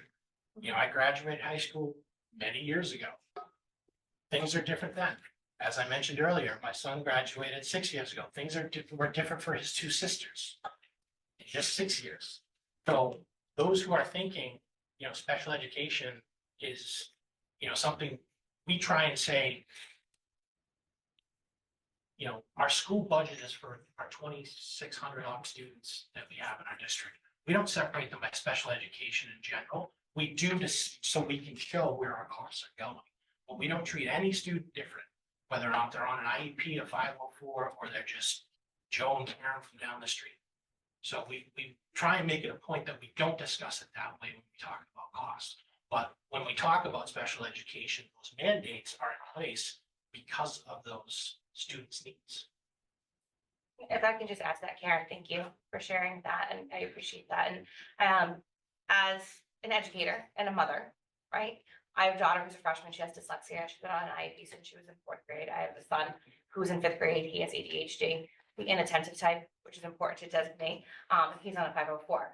I think it's really important that we make sure that we're messaging around like all students. And it's really, really important for us to make sure that every single student that comes to Norton's public schools has the best possible education that we can provide for them.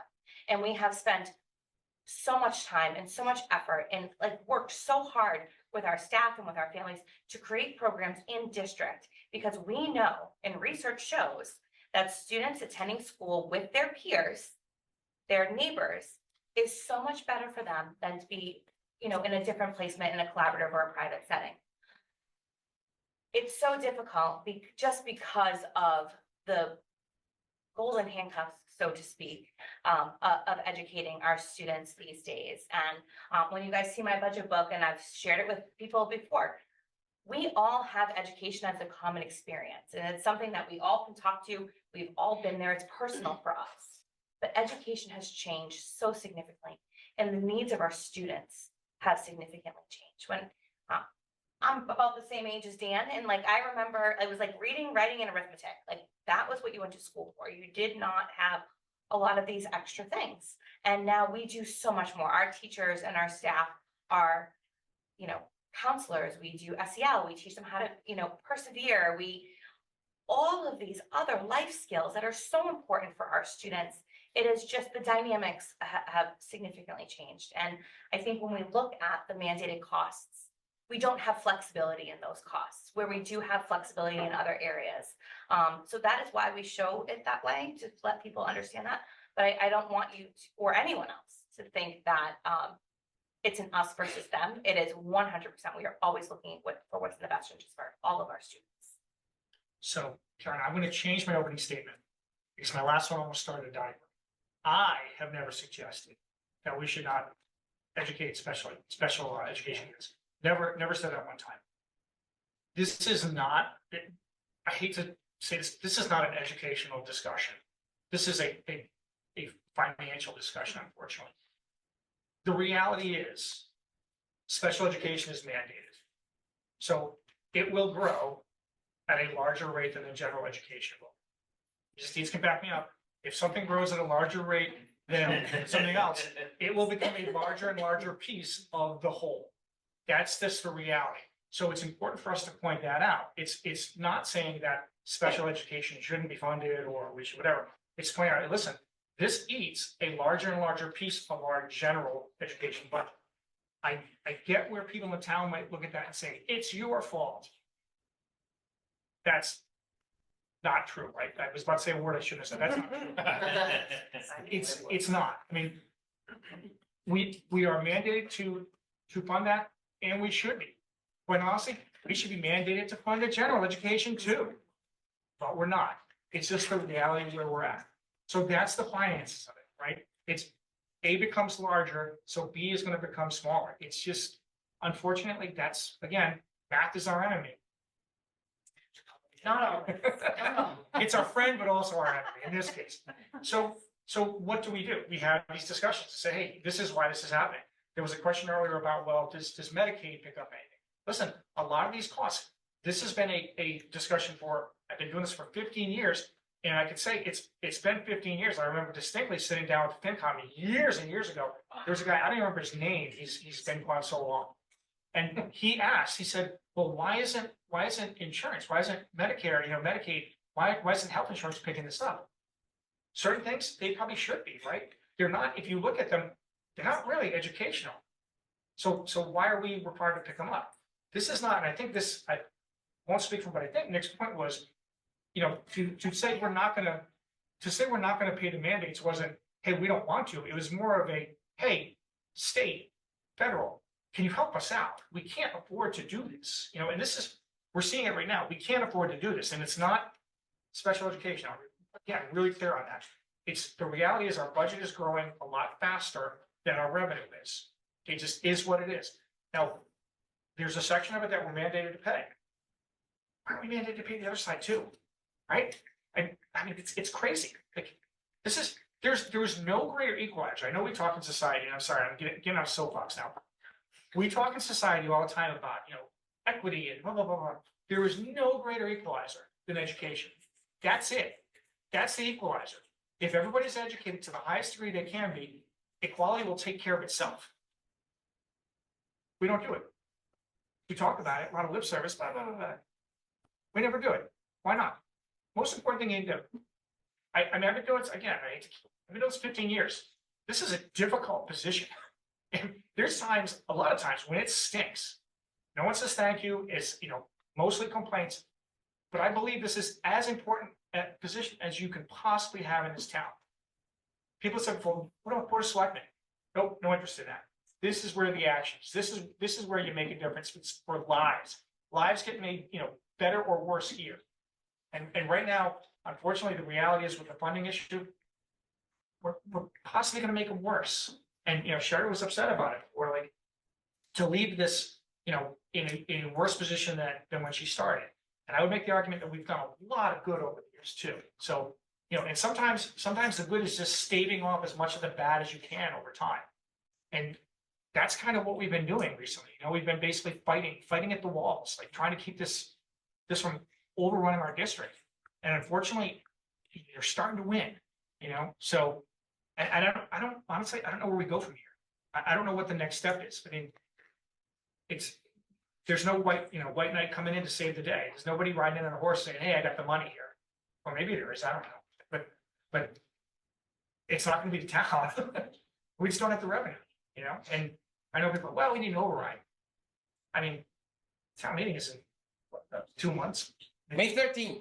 May 13th. I mean, I don't think an override is realistic right now. I think we should start kind of wrapping our heads around the reality is we're going to be in this situation at least for the following year. So For an override to go on the ballot, it would have to be voted on by the select board by next Friday.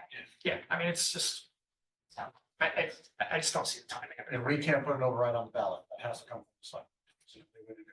It actually has to come from the citizens through the select. Select board has to vote. I believe they're discussing it tonight in their meeting. They are discussing it tonight. Personally, my thought process was put an override on. What's the worst that can happen? Maybe people will get nervous enough or understand the cuts that are gonna happen and let them decide. We've always said let the people decide. We've done it 4 times in my career here of overrides and we weren't successful. So the year out of planning and all the preparation, it didn't work. Didn't work. All the information we get out, we walked, we knocked on doors, we went to fields, we did it all. It didn't work. And Cherry, I So here's remember the the thing. community Hold on, rally hold back on, in Peter. 2016 and So, hold on, 2017. Peter, hold on. So here's the thing, put it on a ballot and let the townspeople decide. How much hurt is enough? How much do we want to suffer? It's your call, right? You make the decision. So that was what I would recommend. And I did mention it to FinCom and the chair of the select board. That would be my recommendation. Put it on a ballot, let the people decide. And you know what? Put it on a ballot until. Just keep putting it on a ballot until we realize what it takes as a community to educate, to have police and fire that we need, to have a full-time park and rec director, put it on until. So now I go on record, that's what my recommendation would be. Anybody else? And Cherry, remember those days, with you, Bonnie and Sarah back in 2016, 17 about the committee we were part of a good, and then try to fight the good battle. We need to continue to fight the good battle and this school needs money, right?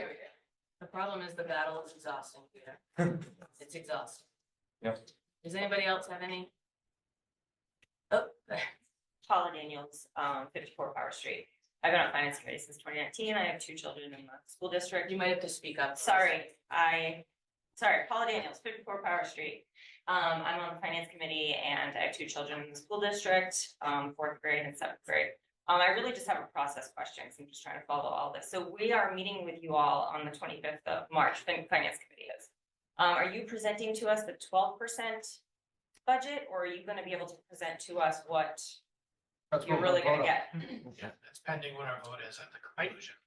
My guess would be we'll present you the 12% budget with We've full seen knowledge. that one already when we met. Yeah, I mean, jointly. I think we've always been pretty clear about like, we get that that's not what you're gonna do, you know, and the methodology or the mindset has always been, we present what's required to keep our services intact so that people see it, knowing full well that that's not a reality. And you guys look at it and say, okay, we get it. Here's what you actually can get. Here's what we can actually afford to give you. And that's fine. We get that. So yeah, I mean, my guess is we haven't voted on yet, and I'm not counting votes here, but my guess is that that's what we'll present to you guys. Budget. That would be what our budget would look like. But again, it's a process, right? And we fully understand that that is not what the town will do by any stretch. If we don't tell you what we need. Right.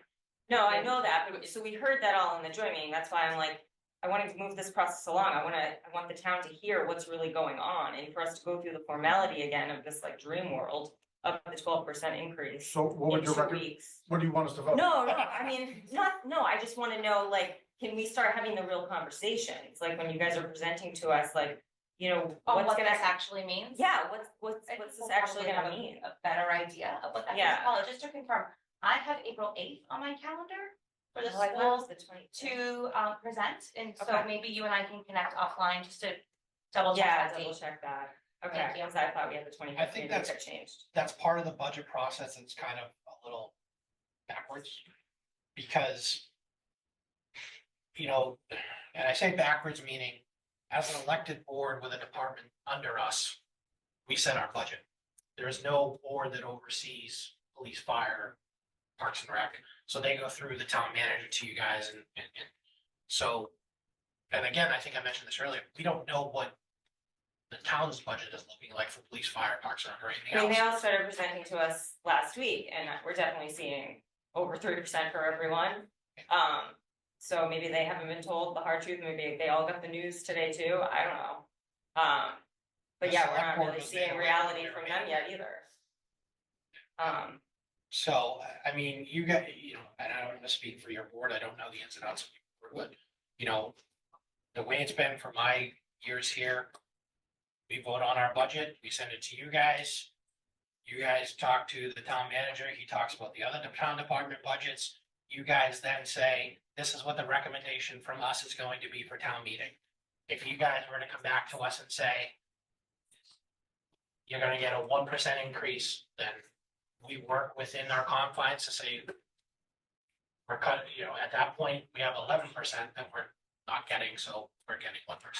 So Right. we wait for those recommendations. Right. And you guys and the floor of town meeting are the final decision makers, and then, in Peter said May 13th, so May 14th, we would say, this is what our budget looks like next year. These are the takeaways, these are the cuts that we're going to make, and we're ready to go on July the 1st for our new fiscal year. Right, right. And as far as the override process, I know you mentioned the ballot option and the deadline being next Friday for it to be on the ballot, which is town election is April 27th.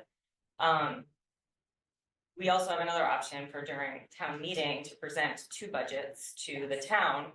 One being what everyone needs for their departments and showing that, which would require an override.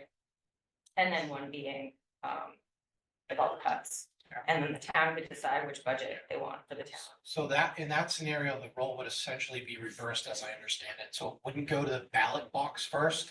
Right. It would go to the floor of town meeting first, Right, and then you'd have to have a special election after.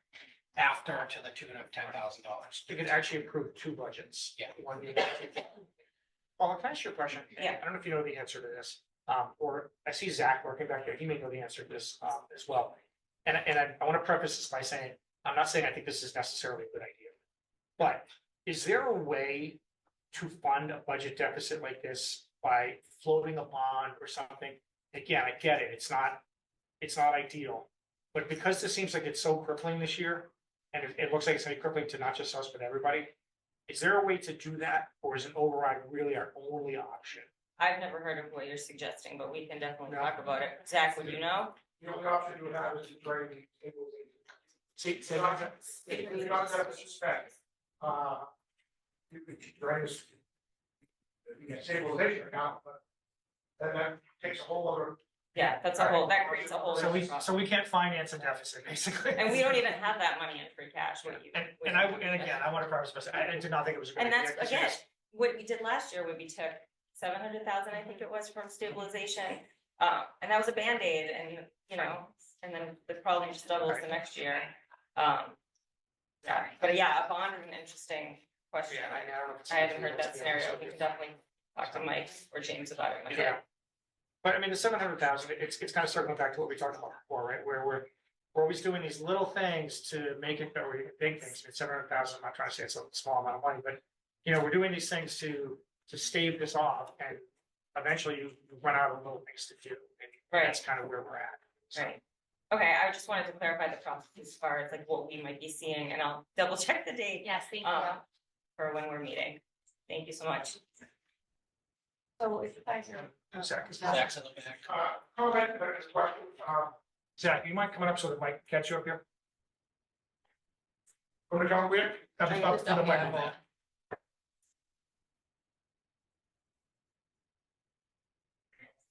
Don't be shy. Just name it. Is this good? Zach, name and address too, please. Zach Tillis, 3 Richmond Drive, also a member of the Finance Committee. A couple points to make that a lot of people may not realize. Municipal governments do not carry unemployment insurance. So whoever you lay off, if they don't get a job, you're paying them anyway. And that's gonna make it even a worse disaster come the fall. Because if these people stay on unemployment, town is obligated to pay them. And it's a snowball that goes down the hill, so people need to understand that. Secondly, I didn't hear the first part of your presentation because I was at the orientation at high school, my son's going there next year. But can we see a budget when you do come to finance committee that includes no teacher cuts? So you can make your first, whatever you can, I didn't hear the first part of this. Yeah. Administration, but this is the number we would need not to lay off any teacher-facing, student-facing positions? That's all I got. Thank you. There you go. Oh, is that? I haven't seen it yet. And I think that is maybe not change the way it's reading this, because, and the other thing we'll need to do is we'll need to start thinking about, okay, no teacher cuts, we need to be here, or we need to be here with, increases to fees, et cetera. Like, and I hate to say that, I feel like an airline will like charge it for everything, but yeah, right, I mean, but we need to start thinking in that area, yeah. There's no other option. No, I mean, no. we just don't have the capacity, we do not. We couldn't, I can't even begin to imagine what that would look like laying off that many people. No. And so we're going to have to be really creative and look at other options here. I'd be curious to see if we can even get to a point where we're not, where we're essentially getting what we have in the books this year. That's Yeah. $100,000. I mean, I get the idea of saying where we need to be to get no tier layoffs. I don't know if we can get there. I mean, and that's not, I'm not talking us, I'm talking about from a revenue standpoint. I don't know that we just have the revenue to get us to that point. So, Well, I mean, I think we were closer with our last discussion, but now with, today's Yeah. events, that, yeah. might as well take the paperwork we've done. for Right, 6 well, months. that's what I'm saying. That's what I'm saying. If we're actually getting cuts, like, And I think it's important to note that some of the positions that we talked about may not be student facing, sorry, I sat down, I thought we were moving on. Some of the positions that we've talked about eliminating, I think it's important for people to know, while they may not be a classroom teacher, they are still student facing in terms of providing students with support, additional support for reading and math and making sure that they are able to be successful. One of the things that I've said for many, many years is that if you want to, I'm going to use the word in quotes, and I hope you guys will understand, fix your special education problem, you have to focus on general education. And we need to make sure that we are enhancing core instruction in every single classroom across the district if we want to support all students in their learning. When we do not have strong core instruction, that is when we see students falling behind, and we see parents and teachers having conversations about interventions, about IEP, about testing. A strong core instructional program eliminates a lot of that conversation. So it's important for us to know that some of those things are already on the chopping block. Does anybody have anything else they want to add or say, or? No? Thank you for doing a thankless job. Yeah. I get that it's hard and I get that it sucks and I get that nobody says thank. This is Val Brawl. I know it. oxymoron. No, it sucks. I mean, I grew up, my mother was a conservation commissioner for years of my childhood, so I have been to plenty of meetings where she got a lot of things said about her, and you can find old Time Gazette articles if you want to, but it is a thankless job, and none of us, I don't think that you guys are sitting here hoping to cut things from the students, and I mean, I appreciate as a citizen knowing what you all are doing and all the work you do. So thank you, because it is hard. We appreciate that. Val, you do a good Alright. job. Thank you, Peter. Okay. All right, so, We go back to general session now. yeah, I got my notes. Don't about me. Sorry. No, it's been a tough meeting, but I'm following along there. All right, so we need a motion to close the public hearing on the FY 2025 school budget. So, Is there a second? Second. We're gonna do a roll call. Dan, Yes. Nick, Yes. Justine? Yeah. Dinesh? yes. And I'm a yes as well. Now we're gonna move to a motion, I need a motion to approve the FY 2025 budget in the amount of $38,873,000, $873,431 as recommended. So, Is there a second? Second. Another roll call. Dan, Yes. Nick, Yes. Justine? Yeah. Dinesh? yeah. I'm a yes as well. Thank you all very much. No, thank you, should I get? But thank you for approving what we had discussed as the level services. I do want to mention publicly, the school committee has been invited by the select board do have a meeting next Thursday, regarding budget and process, if we are able to make that work. If we're not, we'll have to see what we can do. So we're doing FinCom as well? Thursday, I only heard select board, Okay. so I'm not saying you're not invited to the party, but, I think that's the text I we've got. always done. Yes, we've always tried to do all three, but Jen is the next Thursday. that is what we've been invited to. So we'll follow up and see. Yes. Yep. I'll text you. Yeah. Yeah, get a little clarity. You got it. So, we still have more on our agenda, so. Just really quickly before we can, so I want to thank you for thanking us, because it's, you're absolutely right, and then you can thank you. And I just want to kind of close out the whole horrible budget situation by saying, like, you know, I say this all the time, like, every meeting, it seems like I'm casting a yes vote for something that is diametrically opposed to my family. Like, I feel like I'm constantly voting something that's going to financially hurt me or educationally hurt my children, because it's just what we have to do, and it's, unfortunately, it's the best for, best for the town. So it's not an easy position, and it is nice to hear thank you sometimes. Appreciate that. So we do have more on the agenda. You guys are all, of course, welcome to stay and listen, but we're not offended if people need to get home.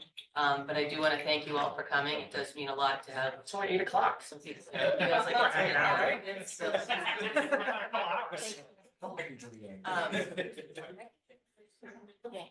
7:56. Yeah, maybe we'll just take a quick break. We're on break. We're on a break. Something more people. Meeting's Very still well. on. All right, Mr. Susan. Then the end of the break? Yeah, is the break over now? The break is over now. Teacher break. Can I make this? Yeah. Hey, Vinny, hang on one second. Hold on, Denny. Why don't we, you want to do it through the fund? Okay, that's fine. All right, can we just do the community farm one first? So Benny, if you would be willing to touch the bottom where it says PowerPoint.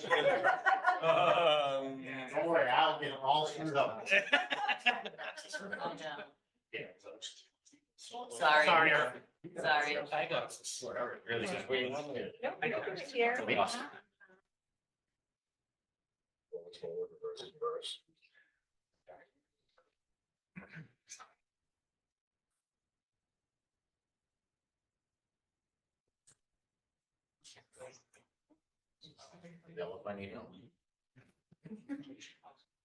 Good evening. Hopefully this will be on a lot lighter note than just had to see you guys go through. My name's Joseph Crowell. I've been running Second Nature Farm here in town for 5 years as this month. I am a resident of town, 9 Harvey Street. So we're neighbors. We are neighbors. Hi. All the time. Wait, you didn't know that? No. We are neighbors. We always say hi, but we've never met. So there's a little back history about just myself, and what's going on in town here. So I am the last commercial vegetable farmer left in town. I was currently on the Crane Farm, which is up for sale. There's lots of rumors around town about that, but currently our lease is no longer there, and the town has extended us the opportunity to use Rose Farm. These are some of our growing practices we obtained from chemicals. We're basically an uncertified organic operation. A lot of our community outreach in the past has been with food insecurity. And Hebron Food Pantry is a pantry that caters to the Norton community here. So that's one we have chose to donate a lot of food to. Because they're able to service the community weekly as opposed to our guidance here in town, which is bi-weekly. So we are a community-based operation. Some more interesting things here. So Rose Farm is the property behind the JCS. JCS school was actually built on Rose Farm. Rose Farm was a old self-help grant that came into the community to support agriculture way back when.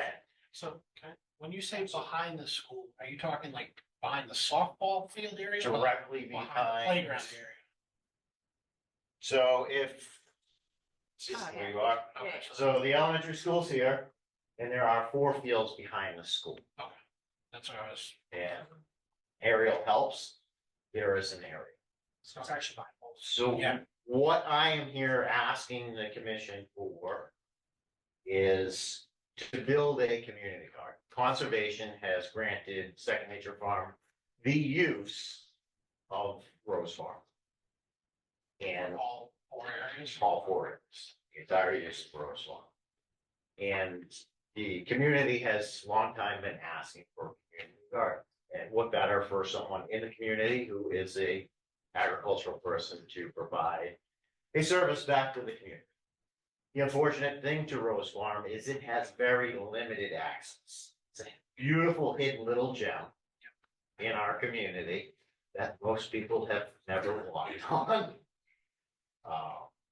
And if we were able to get some permission from the school to access where our pink line is here, and there's potential for lots more building back here, but this is just general basic gathering information session. Because there are some things that have to happen here for this to take place. I discussed with Ms. O'Neill and Wade the other day, and we had a small discussion about some of the options here, and that was when maybe a fence possibly could come up to denote some of the areas. After that meeting, I had met with the police department to see if there were any concerns there. And their concern was, yes, we definitely need a visual separation to know where one operation begins and one operation ends. And these are, like I said, this is very preliminary for the community garden. But we're asking it as a, this is not a cost to the school system. This is a good thing for the community. And also this would grant many opportunities for staff and student to have access to Second Nature Farm and our resources and community garden areas for education. So I think my first point, like what kind of road are we talking? Like a 2-lane road or like a farm dirt road? It would be a dirt surface or gravel surface, loose gravel surface, something that Stormwater Act doesn't have to, so we don't have to deal with capturing the water and sending it in all kinds of places and treating it. Natural permeation. So in so doing, that it would definitely would need to be able to pass in 2 directions. It's a, we're looking at trying to find the safest way to do this. And obviously there are operations, which I didn't realize, we have access to a community place right here in town, the Tricentennial Park out front here, which I didn't realize there was an access through the school to get to that. So we're here kind of gathering information to see what your take on gaining access through here before we move forward with any more planning. Is the purple square there, rectangle, whatever, is that a park? That denotes a parking. So we're between 10 to 30 parking spaces, handicap, all of the guidelines that will need to be met.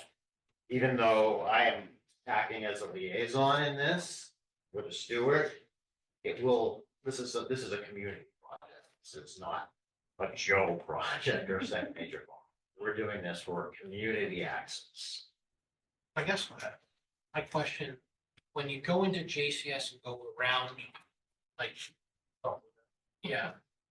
is that one way coming out of that parking lot or is that? I It think is we go- not, so that's the entrance you would enter in off of North Worcester Street. Yeah. And you can just take a It is left not and go one down. way, but Dr. Marcus and I have had a few conversations and I've said to Joe, some of the concerns I have are, number one was the fence, that, we want to make sure that there's a clear delineation and that students, because we have physical education classes out there, or, field days, things like that, we want to make sure that there is a clear division between where our school property is and where the road is.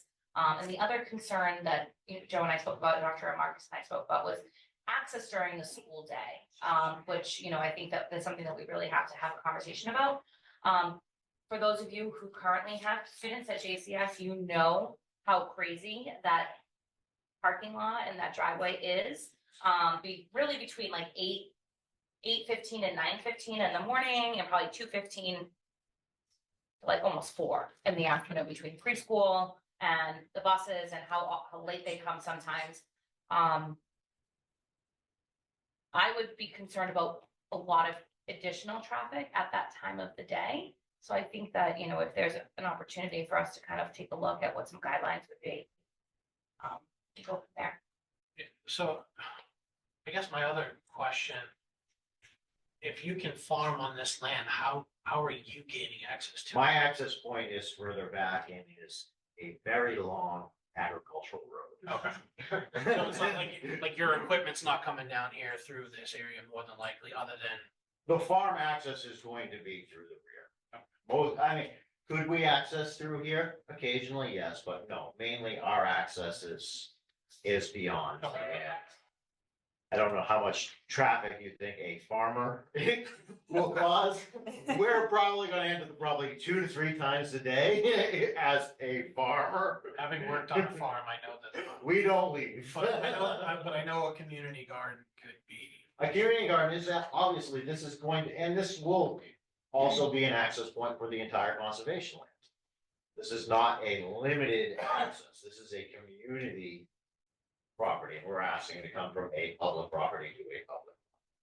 So people could come down, park there, they could walk around. Absolutely. Or they'll be it able is- to buy things that It they're is growing. public access. Yeah. It is entirely a public access situation.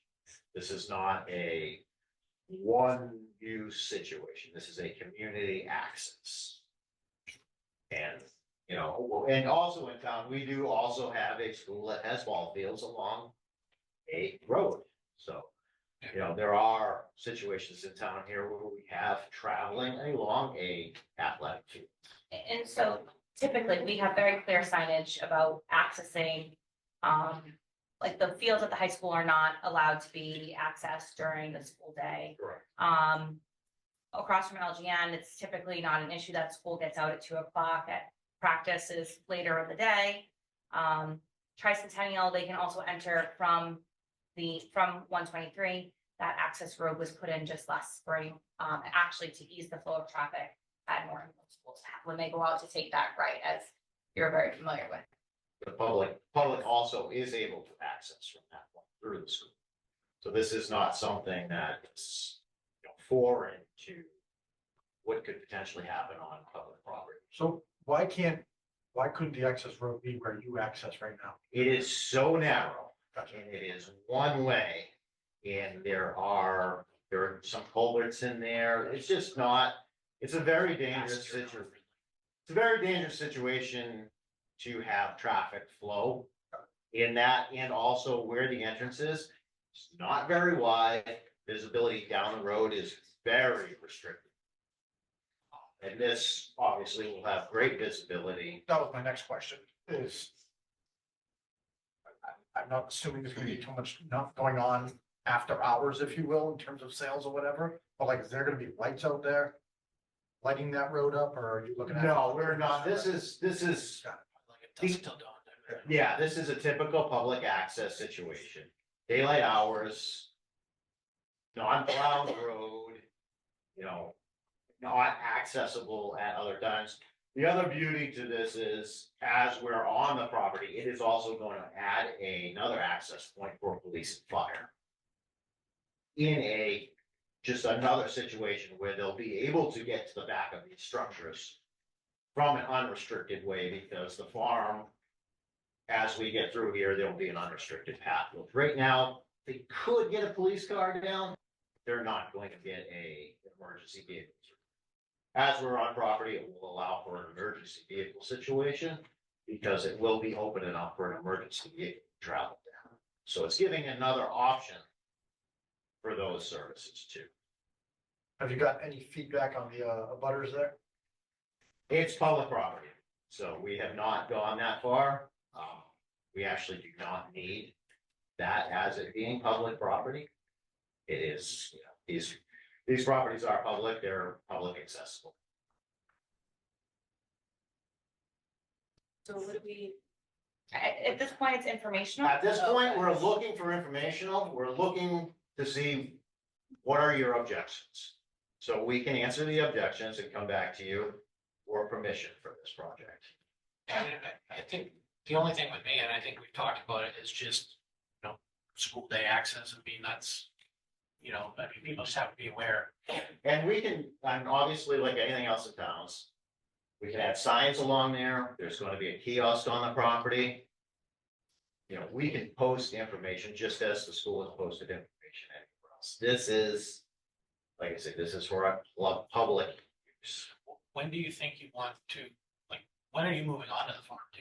What's your time frame for this whole We thing? will be on the farm the day after town meeting. Okay. We are waiting for the approval of the lease.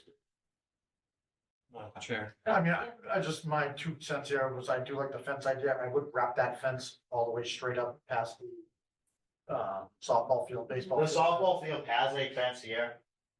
Yeah. There is it's fenced. So the discussion was wait, so we could Correct. move the fence beyond. Correct, but you can still easily access from your parking lot. You can simply one, jump over the fence, or two, walk around and walk right to the back of the JCS. There is fencing throughout this area. If you I'm go- not sure if it's here. This is the fence here, right? See that? There's, yeah. There is This not. fence needs to go all the way to this point at least, where no one can get in. Because if you leave this open, they can walk around to the back How of the about we school. fence from here to here? Beautiful. Nick, also, there's no There's fencing no along fence. or behind the playground either. It goes straight to the woods. Yes, there's no Yeah, there's a fencing. down huge there. drop off down at it's too behind the playground. But the back of the playground does not have a fence. That's what I'm saying, correct.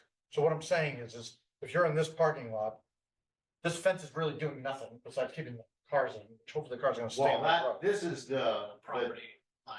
this is what we're saying this fence is to do, is to denote the travel. We're never gonna stop anyone from entering property. We don't gate the entrances of our schools, we don't. Our security places in our school system start on our front doors, that's why we have cameras, that's why we have security. We do system. gate. Yeah. Yeah. Cause yes, I understand what you're This is saying. public already, there's existing public access. So I understand that, but not with cars. You have to be on foot.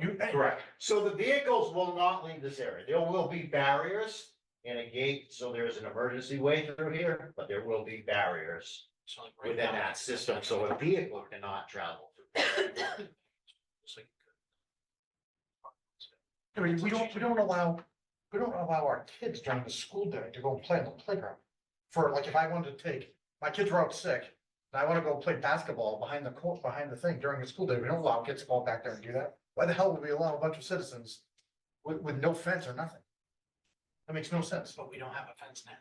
That's what I'm saying. If we're gonna have people who's not supposed to be on our school grounds, we better try to keep them out of it. You do have a sign that says that you're not supposed to be on school property, Am I wrong? and that is Am I crazy? considered. We're not asking access to school property. No, he's not saying, No, he's correct. worried about someone parking in the pink and walking through the back to the school, which. What is the difference from them parking in the front driveway, walking in school? Because we have security measures in place at the What? school. Where We have are kids they? playing on the playground out here. Correct. Right now, there's really no access to get back there. If we give them a road, now there is access to get back there. Make sense? Okay. No. Am I losing my mind? Well, I think if somebody parks in the parking lot, you can walk around the left side of the building. There's nothing stopping anybody No, else. it's gated. It's gated. It's gated and fenced, To the, right? No, you I can don't walk remember it around ever the being softball gated. field. Yes, it's gated. after drop off in the morning. No, so no Mike, one it's can been so drive long back. for my No one kids, I can don't drive think we back, ever yeah. closed And it. again, I get it, someone on foot. It's like, So are we worried about a car accessing that? I'm worried about someone being able to go out to a back parking lot where there's no supervision whatsoever from the schools. With no fence, someone just goes there at noon. Walks past the softball field and now can get directly to our playground with no cameras, nothing out there because we don't have anything out there. My question is, do we have cameras at LG on the fields? I don't know. Do we have? On what? I'm just curious. But it's gated. LG's gated. next to ours? That's Or- our property, Right. no one's So asking not, that very much. Virtual isn't Or, our property. No, Regardless, but I think. I would just extend the fence another 200 feet or whatever it would, all the way to as far as we can go. Where then it is thick woods and everything else, and then we're gonna have to try to deal with it, I guess. I don't know. I mean, what the fence between woods and that, where is, I mean, Again, I'm sometimes. I'm not sure where you're. I think he's worried about someone with bad intentions being able Yeah. to get that to that point, but. In a public setting already, if they're coming in, they can come in and it is a. Dr. March, do you have anything to say? Yeah, may I be recognized? Thank you. As principal of the building, absolutely support the concept of making use of the farm and having opportunities for the students to learn, supporting the community in any way that we can to have the farm being used in different ways and for the community and educational purposes and things like that. But there are a lot of things that we have to figure out before this plan is ready to go. And I think Mr. Schleicher brought up an incredibly important one about safety. There isn't anything more important than that for me. And there are lots of safety concerns that I have about that kind of access. There is the drawing that you put up. It has the purple line. It can't go from right there. There's a large swale right at the edge of There is the a road. swale here and there is a swale here. Right, so and that is wet, so that swale right now has got water in it. And I don't know if it's part of the water, that's also part of the wetland that runs along that access road. But it's not, it's not something that you can just open the fence and have a road go right through. You're gonna have to do some kind of construction or whatever in order to make that work. The fence concept, I think, is incredibly important. And I would see, again, the importance of having that fence wrapped all the way around. That whole area should be fenced anyway. Our fence right now goes out to the property line of the abutters and all the way back.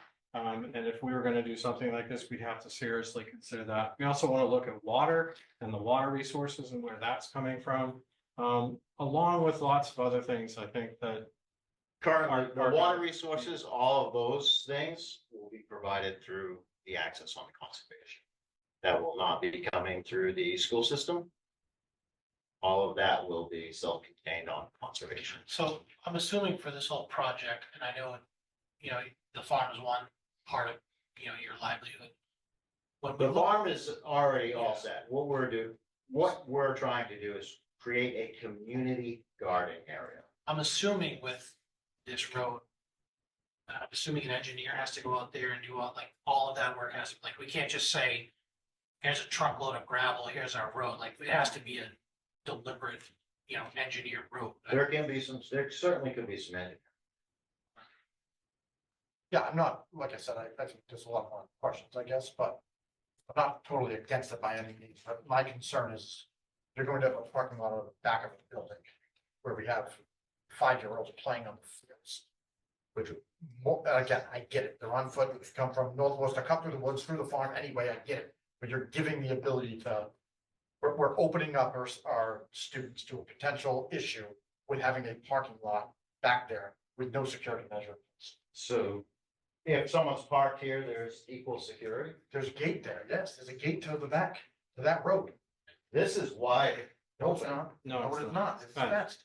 It's fenced all the way across now. Yeah, and it's fenced, and with that, well, whatever, if you wrap around the building, there's a swing gate that opens for traffic.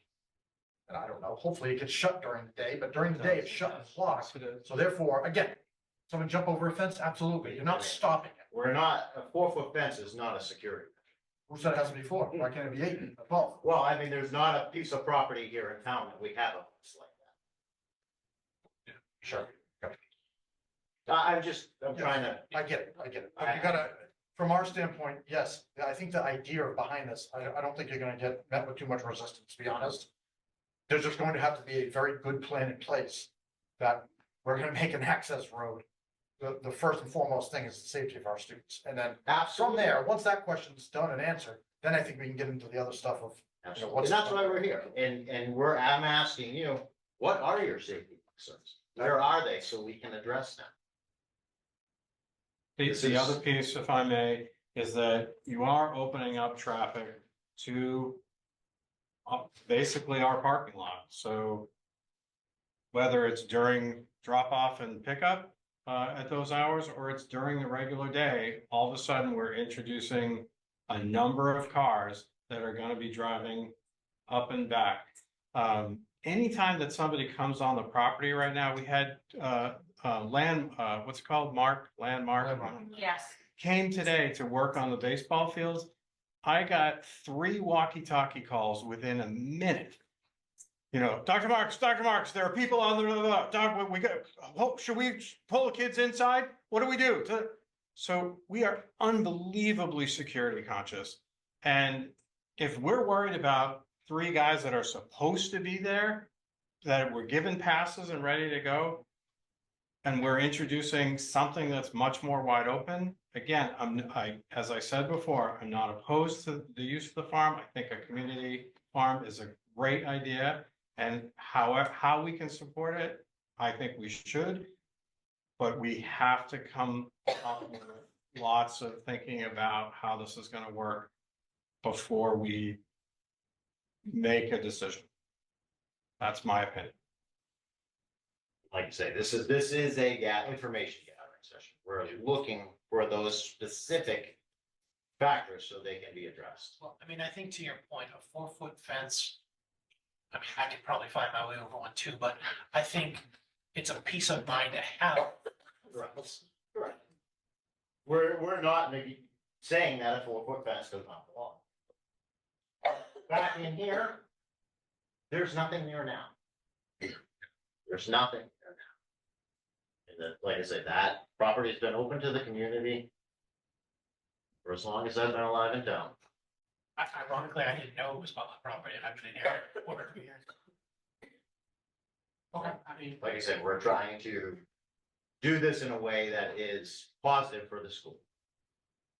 Yeah, I mean, I think in a nutshell, I mean, we're worried about, you know, that issue on that side.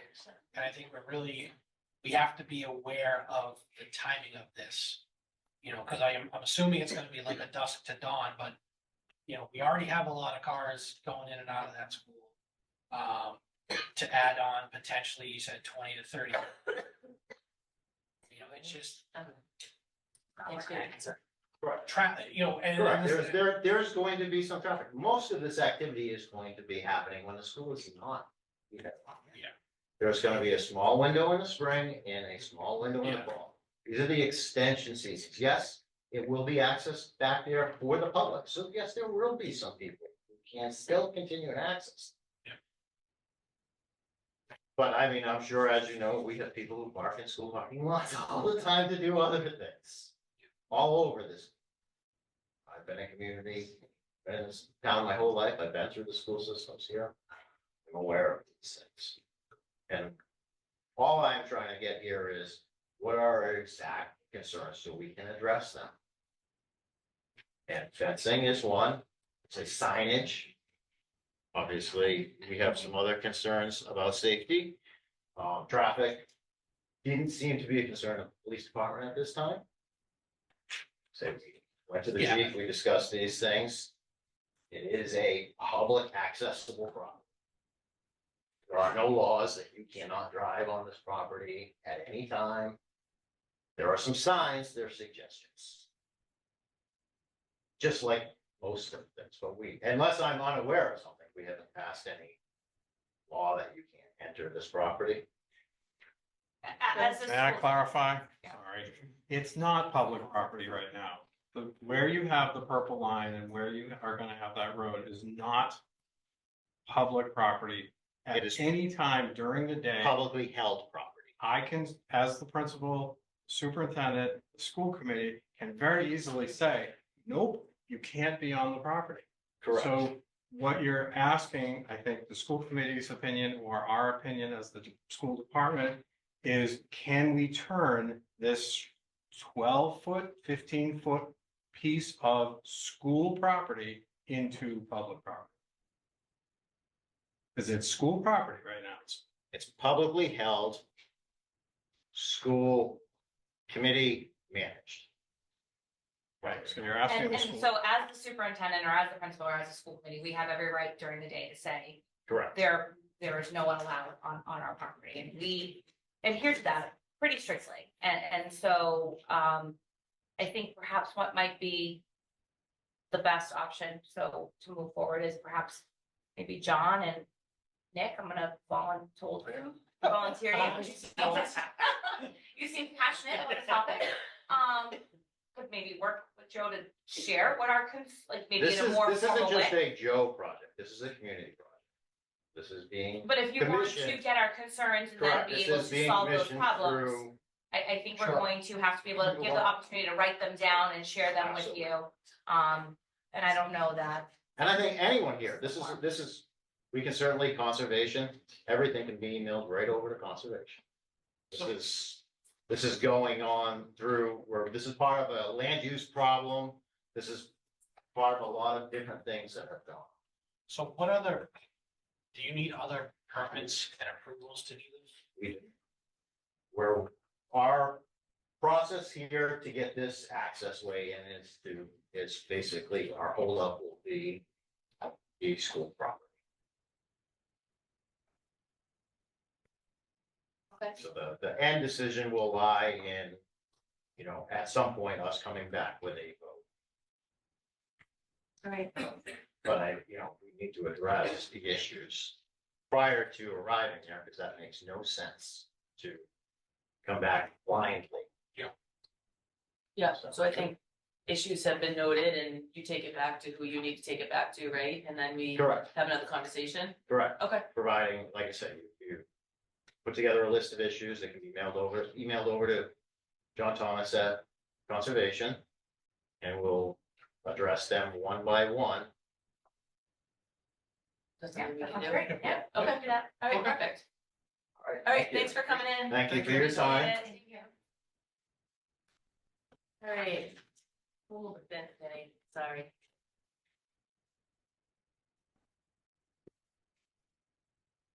I'm not listening to you guys. Go ahead, Benny.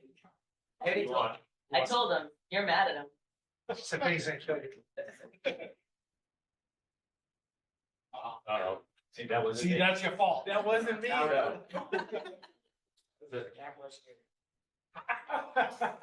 See, Told you. you're the common denominator, my friend. Here we are, no, Park Street. I don't even remember where I'm here.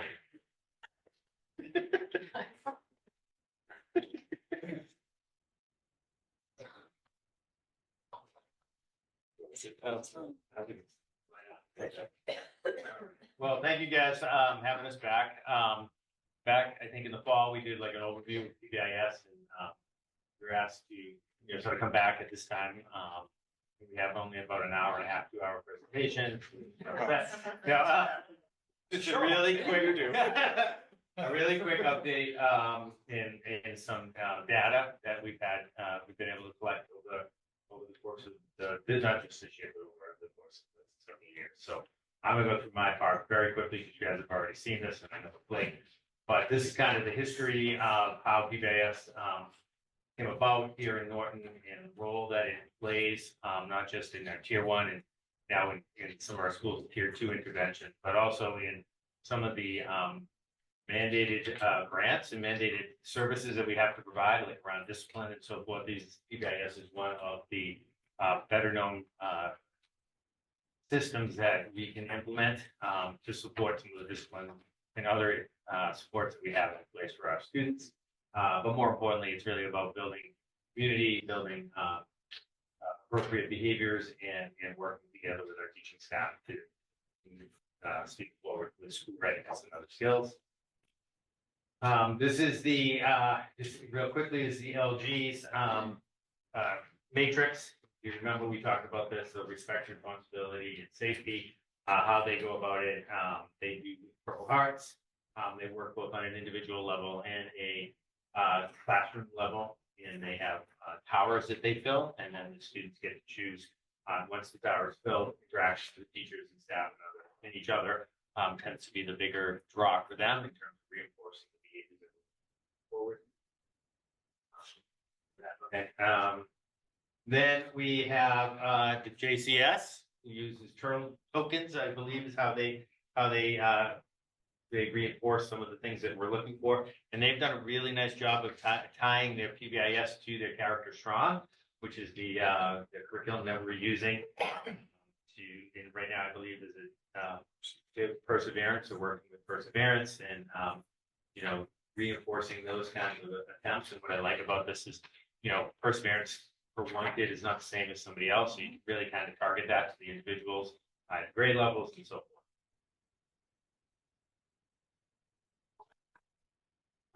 And then we have our hashtags. Mr. Gagan has left us, but he uses hashtags and Mr. Blauer to again reinforce the areas that they're looking to work on.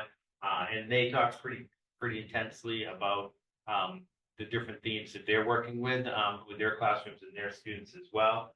And he wanted to make sure we noted that as of the middle of February, they had 278 good news calls of the day to parents. So students, come down, they get recognized, parent is called, they're, this is what so-and-so did, and so forth. And I actually hear a lot in my position from my special ed parents that just love that, getting those phone calls. And then, as you know, the parent board there has been a big supporter, and they have set up the vending machine, the book vending machine. And they've had 215 visits so far to the book vending machine. I happened to be there the other day when a young lady was turning in her tickets, and she was so excited to get this one book that she had just been dying to get. So it was a highlight of a not so otherwise good day. So I really enjoyed that. The middle school has kind of revamped and reorganized, as we talked about, and they do team buckets. If you go there during lunchtime, you'll see they really use that time. They have like a spinner that they use, and they pull kids' names from that. It actually gets them very engaged. So they've been doing a lot of work, and their parent board has also been a huge supporter of this initiative. And then the high school we just came back from an international conference. Not a lot of high schools doing this work. So we are in the first real full year. We're working with our students now on trying to kind of tailor what it is that they're looking to both address in terms of behaviors, but also in terms of how do we reinforce that? What's that look like? And we've had some really interesting and dynamic conversations with them actually just the other day. So that's kind of just a real quick hit on what's going on. And now I'm going to let Eric talk a little bit more about what we are looking to do and what the data is saying. Sure, just in case you don't know me, my name is Dr. Eric Mackey. I'm a clinical consultant from the May Institute. My training is as a psychologist with focus in school psychology. And my role since the 2019-2020 academic year, the year that was, if we all remember, is to support Norton Public Schools in the rollout and implementation of PBIS. So I primarily provide a lot of training, technical assistance, and coaching to teams within each school so that they can become the local experts within the building to be able to roll out these social and emotional behavioral efforts.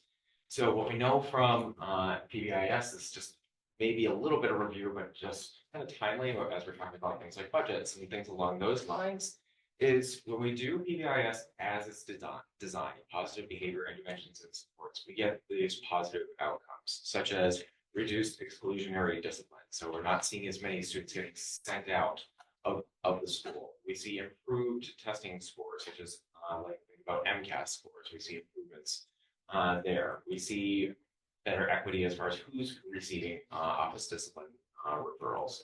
We also see improved teacher outcomes, such as reduced turnover and improved perception of school climate, as well as feelings of efficacy. So feeling like they can do their job in order to be able to educate.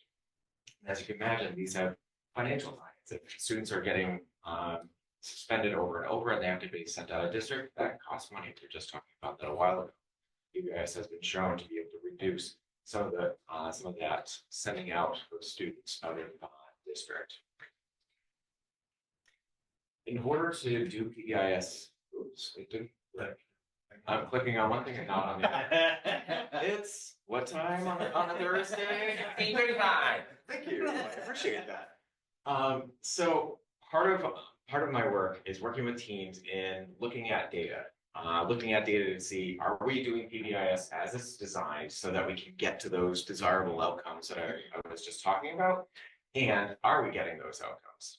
So the first thing I'm going to talk about is fidelity. And at least once a year with the team, we go through what we call a fidelity inventory, scoring the school as far as how we're doing and rolling out the framework.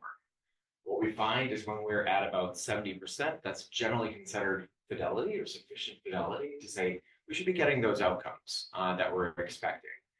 Also, it's a good key to say, okay, we might be able to continue building our structures.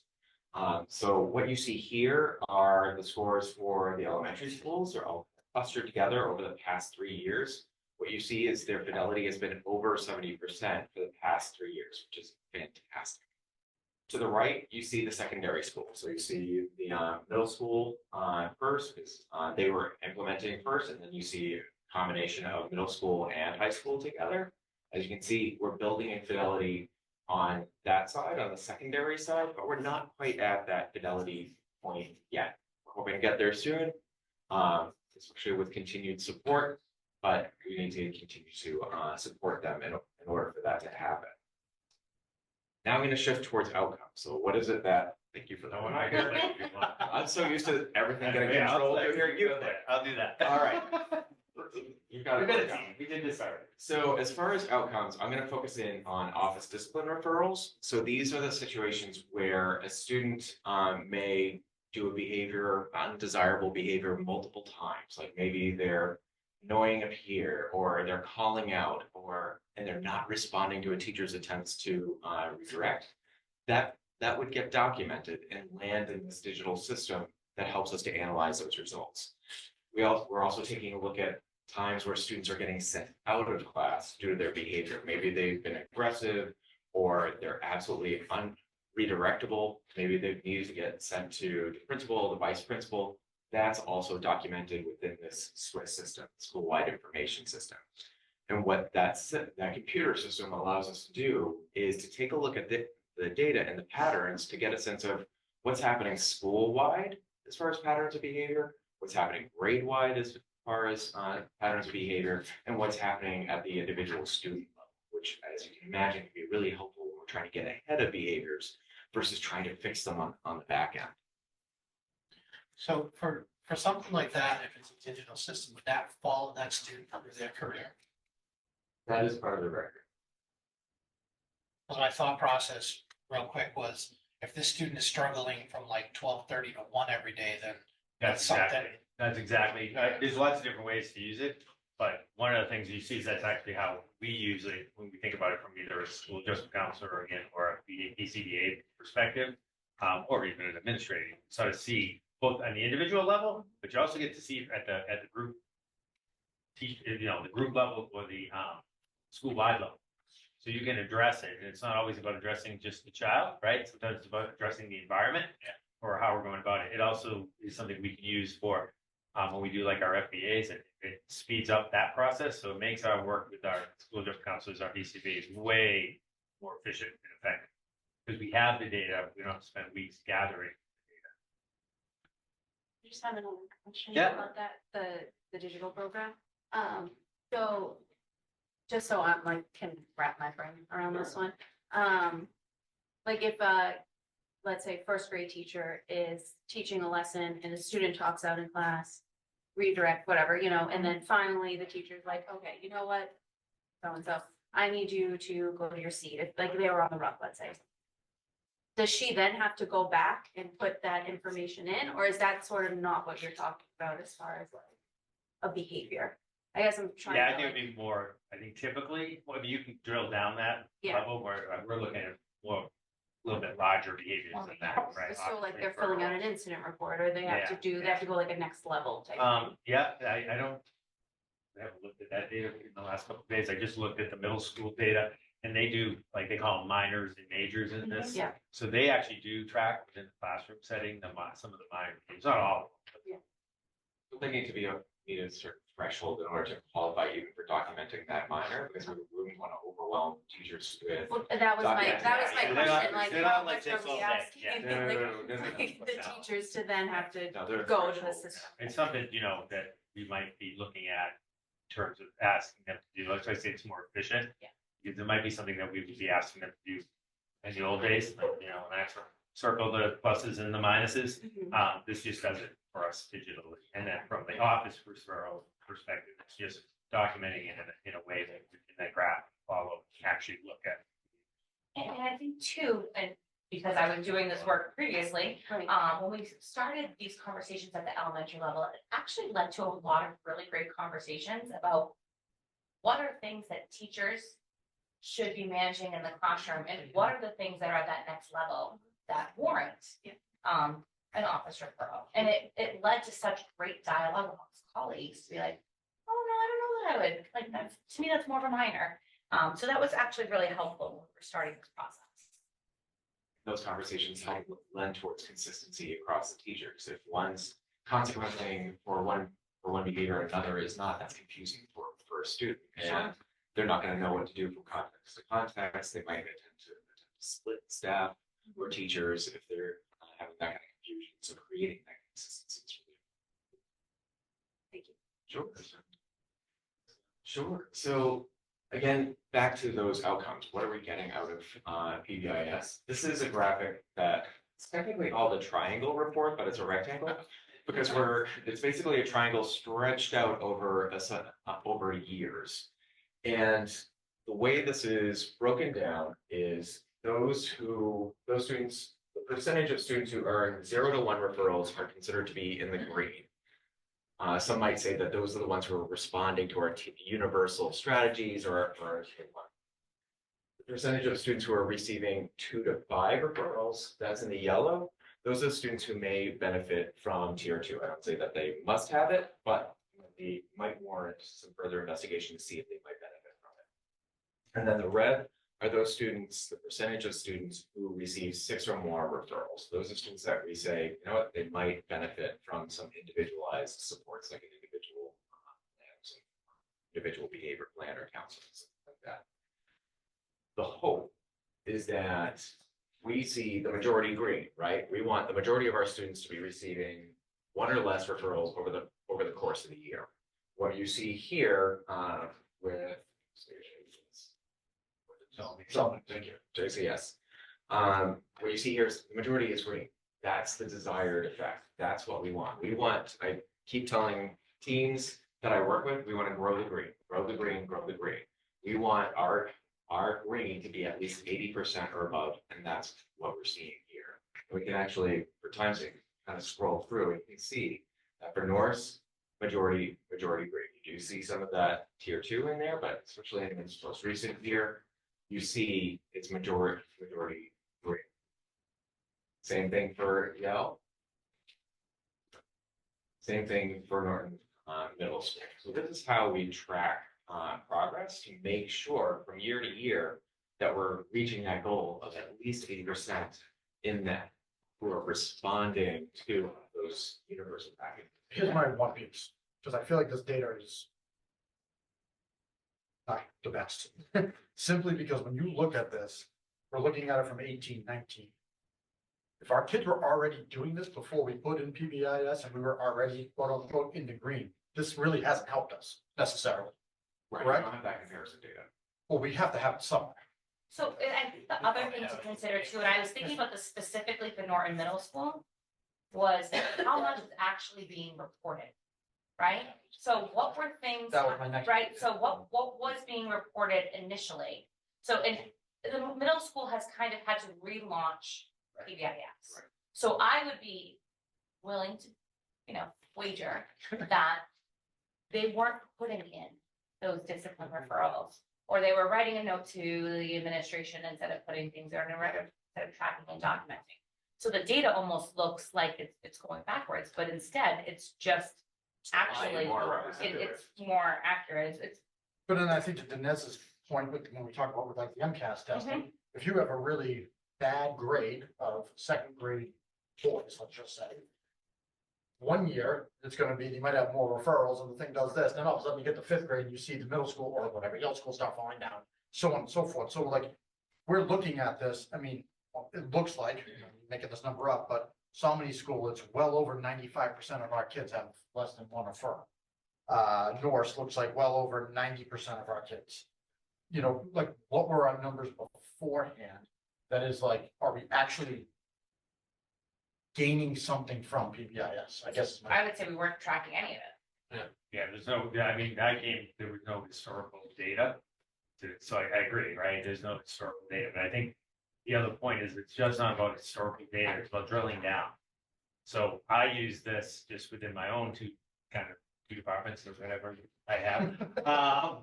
I drilled down a lot with staff. And I think actually Vinny Haywood has done a really nice job of doing this at his different in his different teams to kind of look at like, okay, where, not just who, right? But where, when, and how are we seeing certain behaviors occurring? And how are we then addressing them both as from an adult perspective as well as individually? So we may be addressing some of these kids individually, all right? But then I think the other bigger piece is we're looking at, you know, people get wrapped up in the reinforcement because it's kind of a pretty thing to look at. But to me, that's not the most important part in all my training. And I did this prior to coming here. It's about the environment, about changing the environment, making sure that we're, okay, are we, should we be taking a look at how we're doing dismissal? Because a lot of our big problems are coming out of dismissal. What are we doing in the cafeteria? Like that was a targeted area for the middle school. I know they did a lot of work around their cafeteria. And not to squash, you know, having a good time in the cafeteria, but how do you actually manage it? Like, where do you cross the line? You know, does it, being loud is one thing, smashing, you know. Smashing a tea. Yeah, or milk bottle is a different thing, right? So those are the kinds of ways that we utilize it. And then again, I think having some consistent ways of acknowledging students when they're doing the right thing. One of my struggles when I was a school adjustment counselor was always like, I felt like we were focusing on a lot of times on the kids who were not engaged in the appropriate behaviors, and you start to forget those kids that are not. We want to make sure we acknowledge all the kids because it takes effort. And then, you know, and then teachers can look at it differently too, and look at, say, okay, where I feel like we're struggling as we come back from recess. Does the data show that? Yeah, it does. Okay.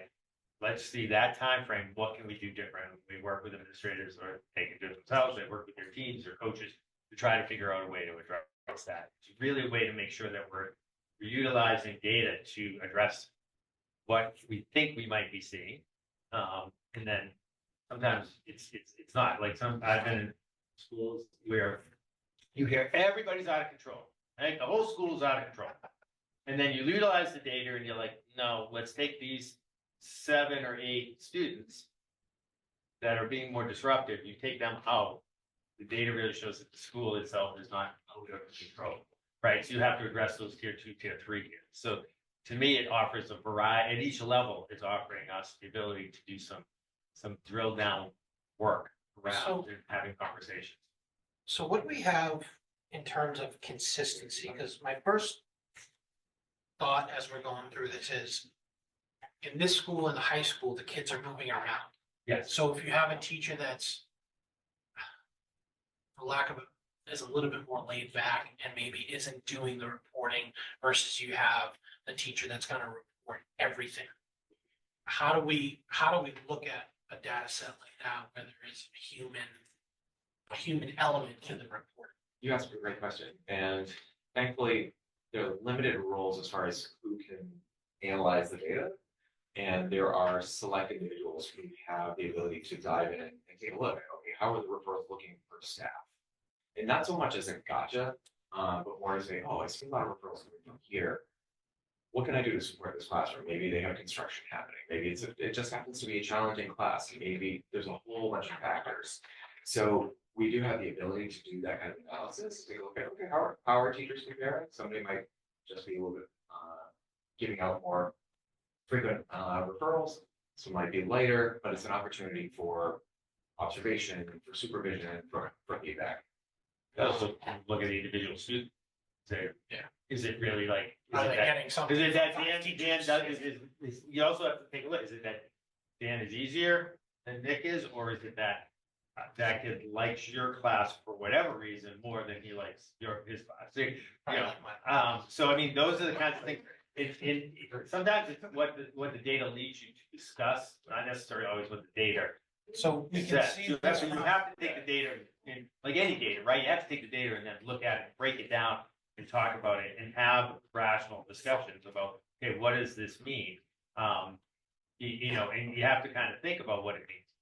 Do we have any feedback from teachers on their thoughts across 3 levels about you, like about the implementation of PBIS, and also students? Like, how do the students feel? Are they So actually I'll be motivated? honest, right now, I think the elementary, for the most part, again, it's up to people, right? But you're looking for 80% fidelity, and that's what we got there. So that's part of that fidelity measure, correctly. We hear good things from students. I mean, you know, at the elementary and the middle school actually is very excited to have it back. I see it when you go in there. We are, you know, we're have some growing pains at the high school. I have some good feedback, and then some kids are like, I don't like it this way. So we're talking about that. And like anything else, this is a process. Not a lot of people do the high school, so it's something we're trying to implement. It's a way of addressing behaviors. It's not going to address all behaviors. It's not the be all and end all, but it's definitely a way to. Brian and I were in a AP class the other day, and they were presenting us all kinds of different scenarios. One of the things that came up was SEL and PBIS. And it was interesting, the initial kind of response they said was, well, no, this is kind of, no, I feel like it's babying us. And then we talked about incentives and reinforcement, how we all get reinforcement. And they kind of came around and said, oh, okay, we're getting it, we're understanding. So I think there's some of that. Is it gonna work for all kids? No, like it's not. That's why we have tier 2, tier 3. And then at the elementaries, we're starting to implement the tier 2 process, which is much more structured check-ins with kids. It's a way to be more efficient and effective with my staff, you know, my counseling staff, my DCBAs and some others, that it makes it more efficient and effective. Because we can kind of drill down quicker, see what it is that we're looking at. And we can also see turnaround quicker, if we, you know, in terms of those tier 2. Is this, you know, let's do this for 6 weeks. Just like any other, like from a curriculum perspective, how are we seeing it improve? And I'll just add to that, one of the major drivers of PBIS is having a representative team. So each school has their own team that includes teachers, special ed, regular ed, counselors, mental health, so that there's a representative viewpoint there. It's not just a couple of people dreaming something up. And they are the individuals who get to represent their peers. So you're like, how is this impacting the teachers? There's a direct line to the teachers. One person can't represent everybody, but at least there's some representation there, and they're constantly seeking feedback on their products. You mentioned about the students.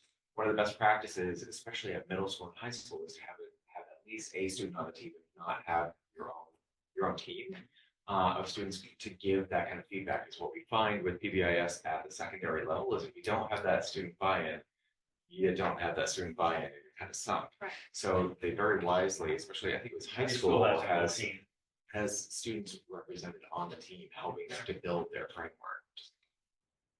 Because I would think at like the middle and high school level, like if there's someone that's constantly interrupting class, those kids are more than likely going to have an opinion to bring to somebody because it's their, like, if they say, you know, Johnny's constantly interrupting class, but we're not seeing any interventions, the students at those levels will probably be like, can someone do something about this kid? I'm trying my best, and I'm getting distracted because, you know, it's like the old saying, one kid can distract 25, but, you know, so I think hopefully there's buy-in at the secondary level because they know this can affect their educational opportunity. Yeah, I think we're still, again, we're year 1 into the high school, and you know, we were at we're leading like we do a lot.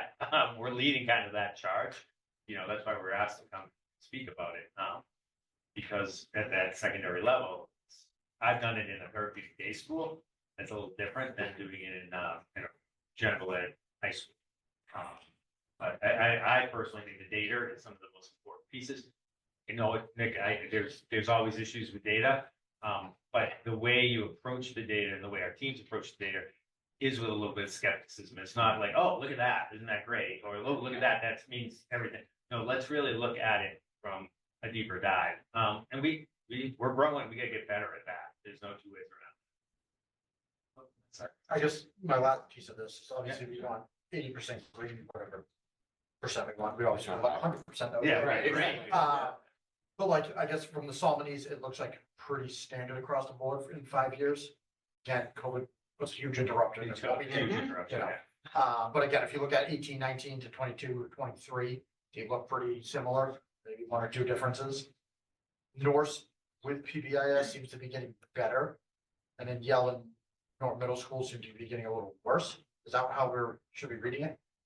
And I think that's where it's really important to consider the variation in data and thinking about, okay, who's giving the data, how consistent are they in giving the data, what's going on within the context, has there been turnover within the school, so everything has to be vetted, exactly. So to say that this is the end all be all as far as the effectiveness of PBIS, I would not say that I would rest everything on this data. I think it's important to also take a look at when we have the universal screen, what is that looking like? What are things like for our internalizing students who might not be flipping over chairs or flipping the bird, but who might be struggling on their own. So we want to think about also staff turnover. How is that looking? So I only had this data available at the time. It would be interesting to look at those other outcomes that we're hoping to see from PBIS. Totally correct. I think that's what my next piece is like, what are the data that we, because again, so I just kind of compare it to the MCAS stuff. It's like, it's not the end all be all. No. You know, Absolutely but like, not. what else can we tangibly see that we can see as the five of us to look at it and say, hey, this is actually working, you know, maybe the yellows went from, hey, we're moving a kid from a class compared to 3 years ago, we had kids throwing chairs. That's a better, you know, it's a step in the right direction. I think, So and I think, you know, again, I think at the yellow, I actually, even though the data looks a little different, I would say it's actually more consistent in being used in a better way in terms of how they're implementing it. So some of that, you know, you have to kind of look at what's going on in the individual setting.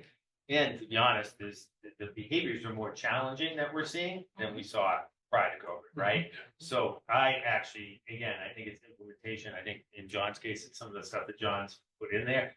I don't know how accurate that data was prior to John coming in, to be honest.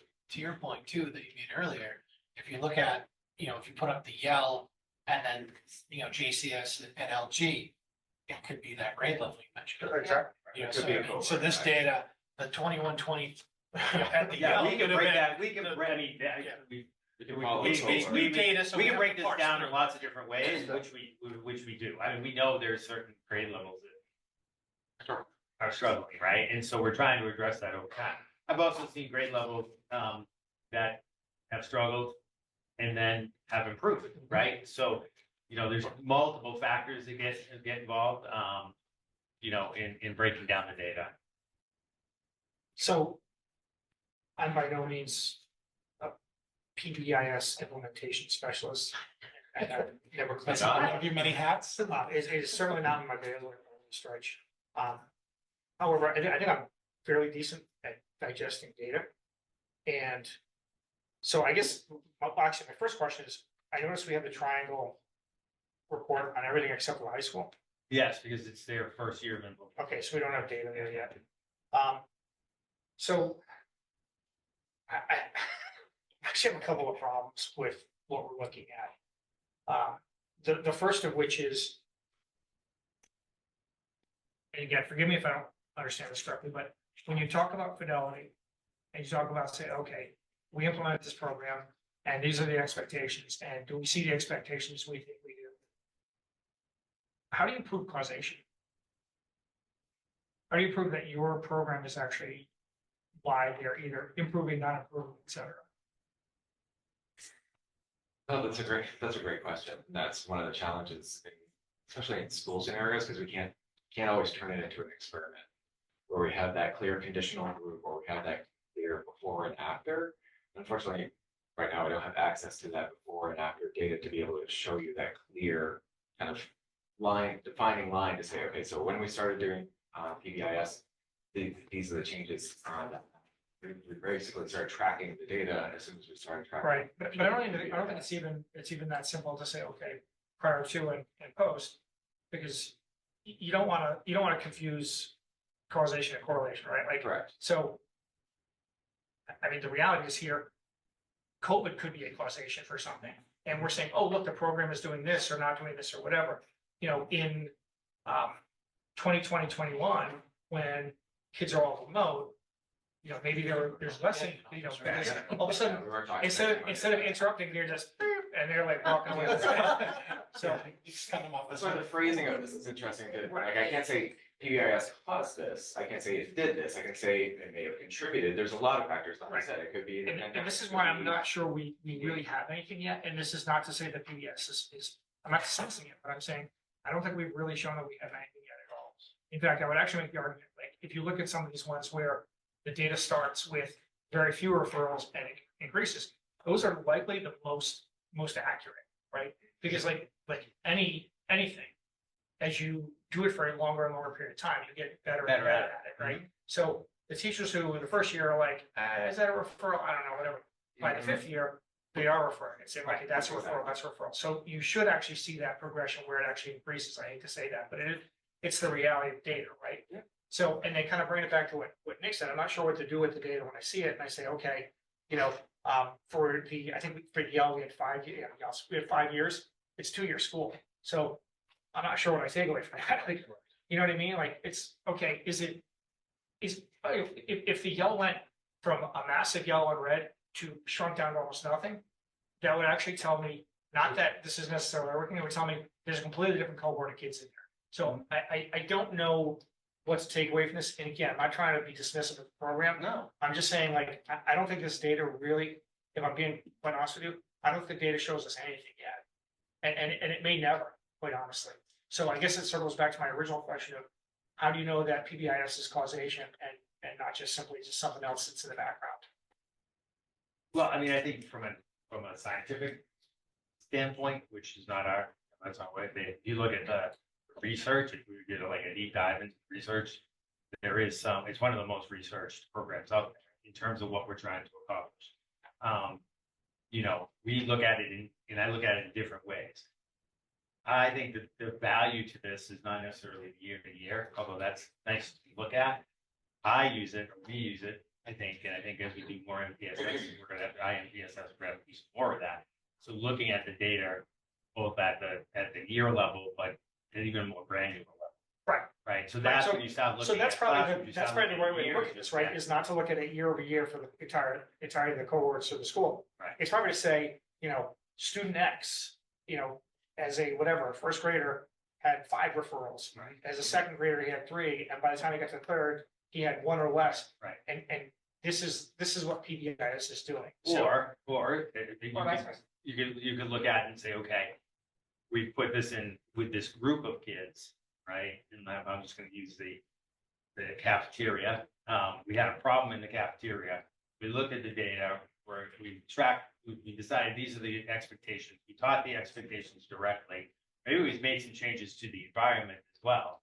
Now we look at the data a month later and say, do we see improvement, right? And it's not just PBIS in terms of, we know for a fact that, you know, reinforcement, verbal praise, so those kinds of things. There's plenty of research that says, yes, that improves outcomes for behaviors. Like there's no doubting that. I think the value of PBIS goes beyond that. That's a major component. To me, the value of PBIS is also, it's the looking at the data, it's looking at the environment, looking at where you're seeing issues within your school, and then how do we address that? And sometimes it's not the traditional thing you think. I know we said we keep this short, and I'm sorry, Karen's gonna yell at me. But you guys are asking, you guys are asking the questions. So my first example, like when I first started doing this, at the therapeutic day school, we spent a month our first period, not our check-in. Right, we have the whole check-in process, that went fine. We were having all these issues, first period.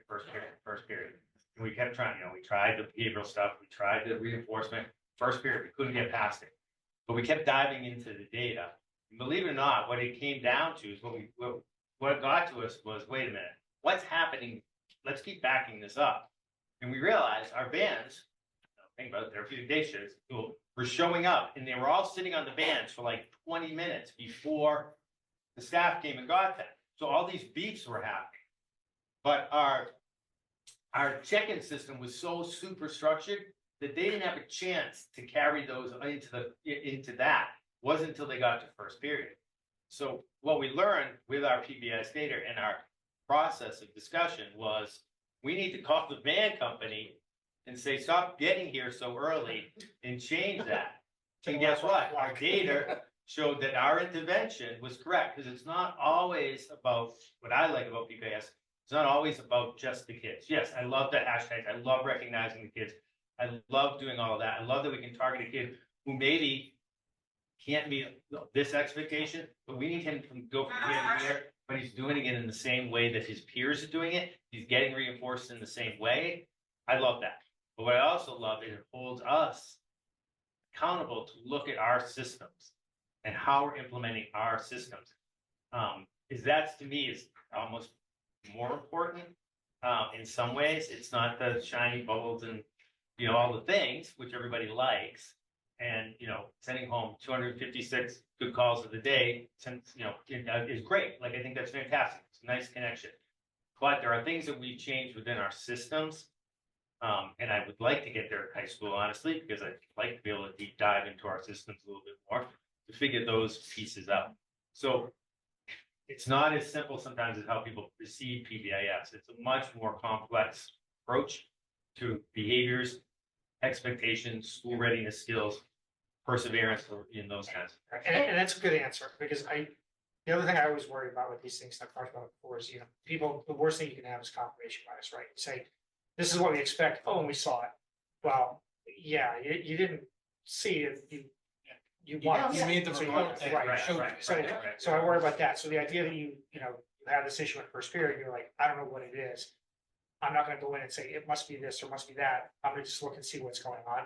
That's how you should handle. But we these also tried things and then looked at the data, right? Because behavioral interventions, as much as it's Right, sometimes it's science, trial but and error. it's It's trial. also art. And so you think, oh, this is what it seems to be.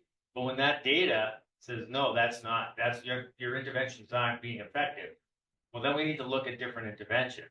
So we had to get there. It wasn't like, oh, it's the buses. Right. Right, because we knew that. And again, I'm not dismissing PBIS. I'm just saying, let's make sure we're not planting the flag halfway up the hill. That's all I'm saying. And Vinny, you just said it's very complicated. I actually think, I'm gonna say the opposite. There's also some very simple things that have anecdotal evidence that is, we didn't have any consistency in expectations previously.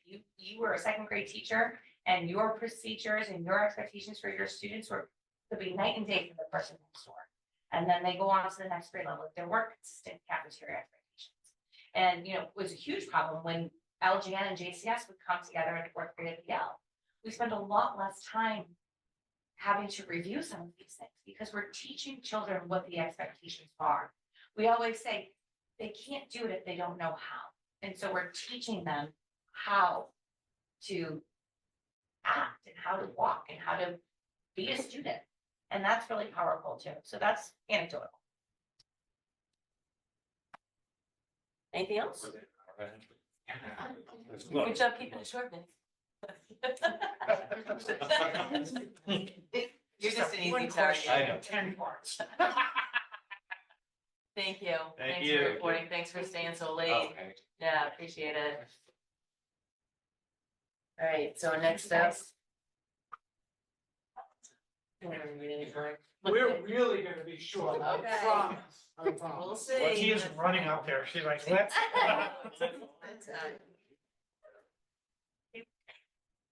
So, I just want to start just with a thank you. We're coming to you tonight, and I know, like, we talk about process a lot. We've been at this for 18 months.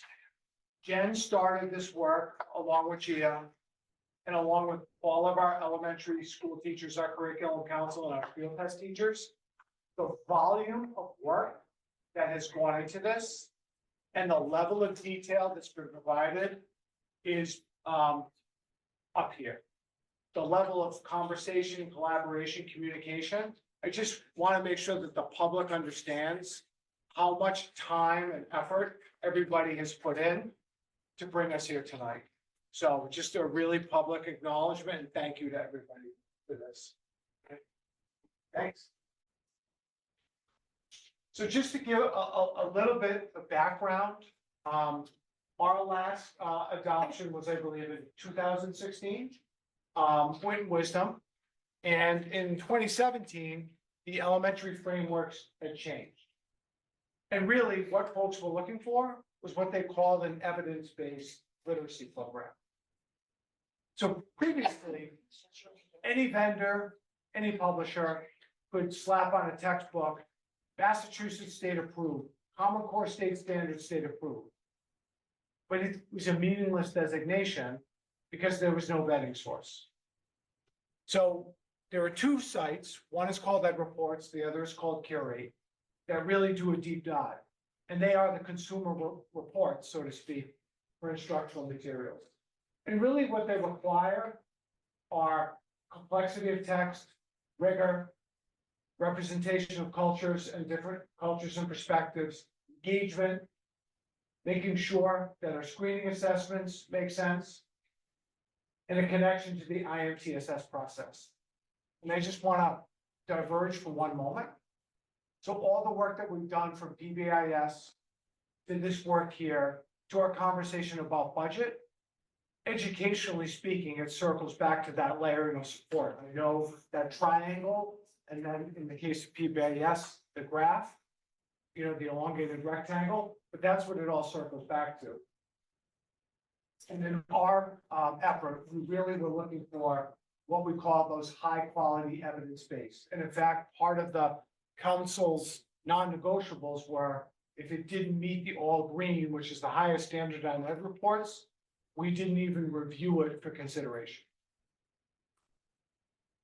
And so there are really four phases, and this again began about 18 months ago. The learn and prepare phase, the investigate and select, and where we are now, which is what we hope, affirming a positive response from the school committee this evening, to really move into the launch phase. And these phases have involved a lot of time, a lot of effort, researching the texts, making sure that we had vendors come in and talk about what the texts were, doing teacher book walkthroughs, and actually using rubric scoring. And I want folks to just understand that this was primarily a teacher-led process. So teachers who are in front of the kids every day, who understand the nuances of what it takes, really drove the process. And so I'll turn it over to Gia to talk a little bit about our vision. So the ELA council that came together, we had representation from each grade level, from each school, plus our special ed teachers and some reading specialists. And they came up with this vision that really is our why, about why we do this. And it's, I think, everything that we've been talking about tonight, and that is our students. I think everybody could agree on that. And so this vision captures our why and what we want for our students. And that would be to build a strong foundation and support all learners, and to make sure that this new program is engaging for them and that they want to learn and they develop a lifelong love of learning and reading and writing, and that it is high quality and engaging for all students. And so this was our vision that was developed from the council.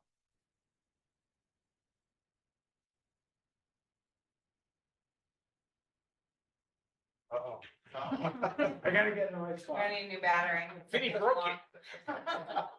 So these are the parameters, which are the non-negotiables, and that we wanted this to meet the high quality markers of having that text complexity and the depth of knowledge, differentiated resources for intervention. Our EL students must be a rigorous curriculum that's aligned with our state frameworks, that it's within our budget, that it was a 2019 or later edition. We didn't want to go any earlier than that, and that it had both paper and digital components. Those were our non-negotiables.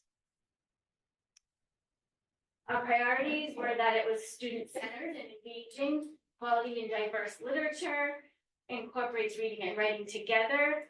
Lessons included embedded scaffolding, built in the formative assessment tools, tools to bridge home and school connections, aligns with our district needs and priorities, teacher and student user-friendly workshop model, which is our, going into small group and center work, that it supported that, and that it would made those authentic, real connections for students. Thanks. Student-centered engaging, why would that not be a must-have? Well, it is a must-have. It was, I think it was part of our priorities and parameters as well, but it's definitely a priority. That's why it's on here. The parameters are more like, that it has to be within the budget. It has to be, these are what. The structural. Yeah, you don't even look at something if it doesn't. Yes, okay. Yeah. Qualitative, quantitative kind of. And I touched upon this just briefly before, but really what we're looking for is all of the markers that you talked about, but also with the solid empirical base, which means that it was reviewed by teachers and administrators and shown to be of high quality in all throughout those areas. Particularly for us, it was really about that foundational knowledge and skills. The text had to be complex and rich and clear. And from the lens of our teachers, because part of our experience, the teachers did a field test of both products for between 5 and 6 weeks. So that alignment with our standards and then the usability feature, so that if you saw product A and product B had a similar experience with both over a period of time, you could make the comparison because you field tested both. And that was really important for us to make sure that the decision was made so that everybody had equal footing with both products. And so we chose between 2 programs. One was called Interreading, the other was called MyView. And this was after a process where we looked at other vendors as well, even for just the books. But we chose, because you can only field test 2 through a curriculum council vote, to go with Interreading and MyView. We wanted to make sure that from a planning perspective, that we shared and followed the pacing, and we had regular meetings of the council. We aligned, teachers created Google Docs, shared back and forth, positive and negatives all throughout the process. And then to make sure that students had the ability to utilize assessments and make sure that the program had all the right components. So the student book assessments, and that these were used with fidelity. So that if Gia was teaching grade 3 at JCS, I was teaching grade 3 at LGN, we had regular conversations about what did this look like? How did our kids interact with it? What are our thoughts in terms of how it all worked out? And so our recommendation, this was after a curriculum council vote, after about an hour and a half discussion, is Interreading, and the publisher is Houghton Mifflin. As an aside, it's a little bit less expensive too, so that may help. So I guess my question, and I know there's a whole curriculum council. I guess, how did it work if, say, you have 14 people and it's like 7 versus 7? Like how do we come to a consensus on that? So on decision day, we had shared a process with the team very specifically up front, because to your point, we had to be really detailed. So the first component was we were to spend 15 minutes talking about the strengths of Interreading. Yes, because that was the first book that we field tested. Then it was 15 minutes of MyView. We wanted to make sure that we separated it out. And then there was an ability for the curriculum council people to go back and forth.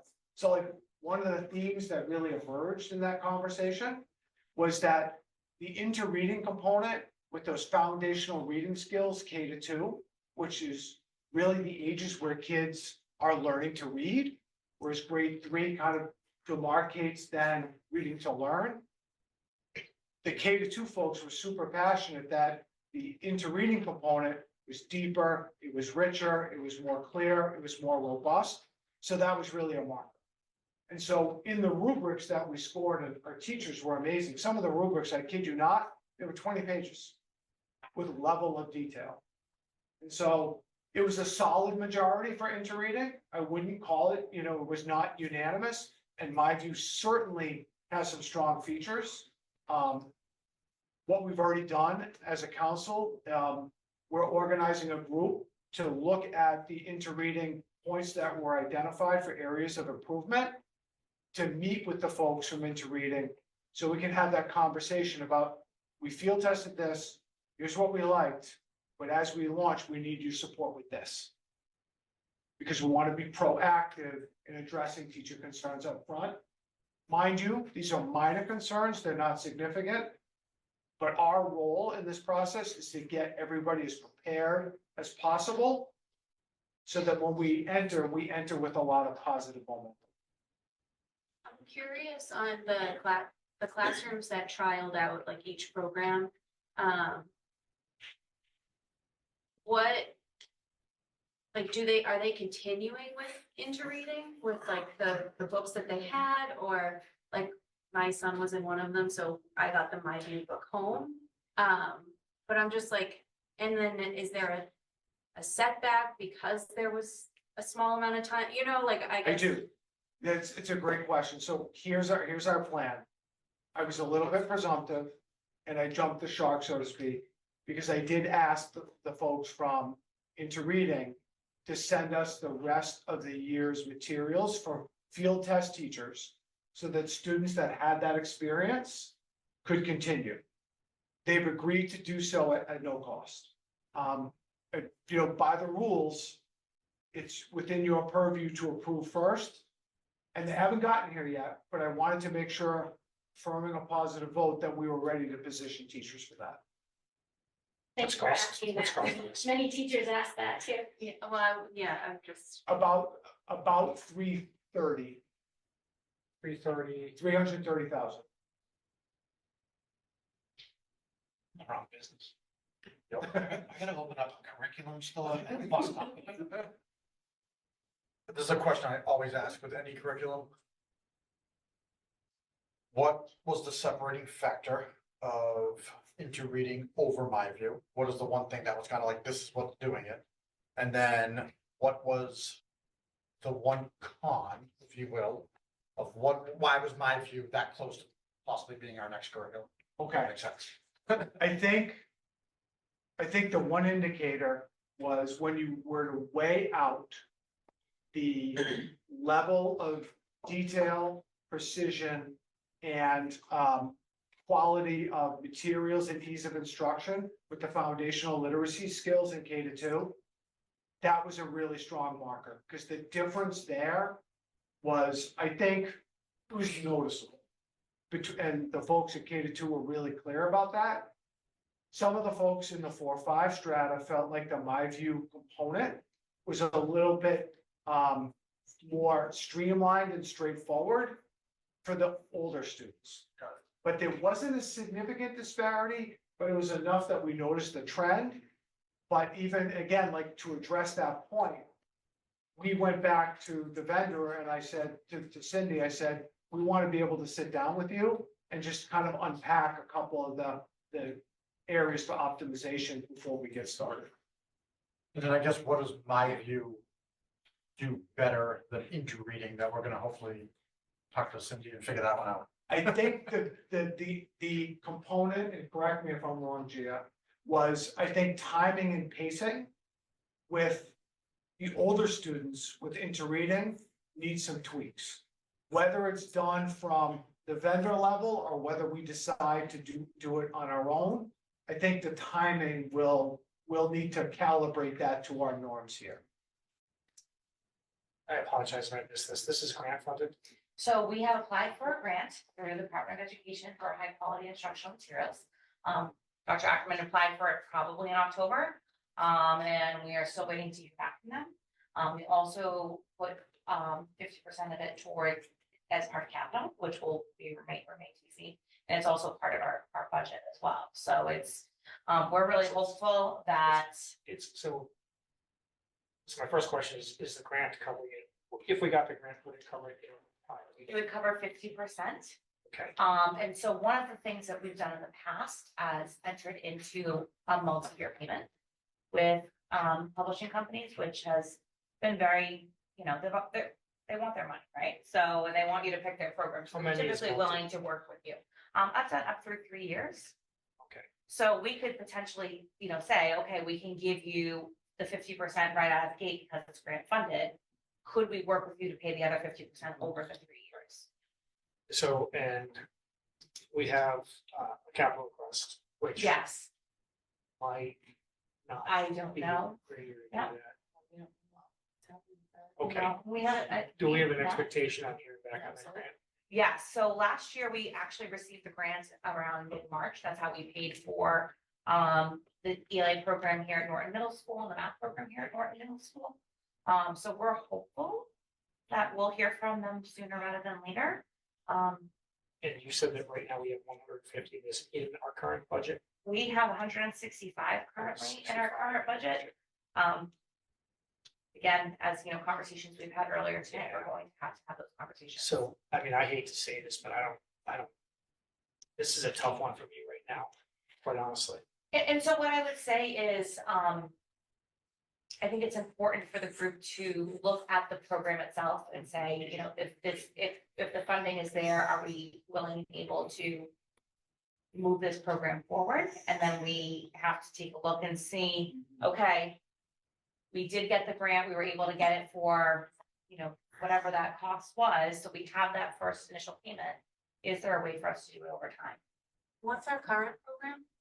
We have a few different pieces, so we have Lucy Calkins units of study, and then we use Foundations and Haggerty for phonics.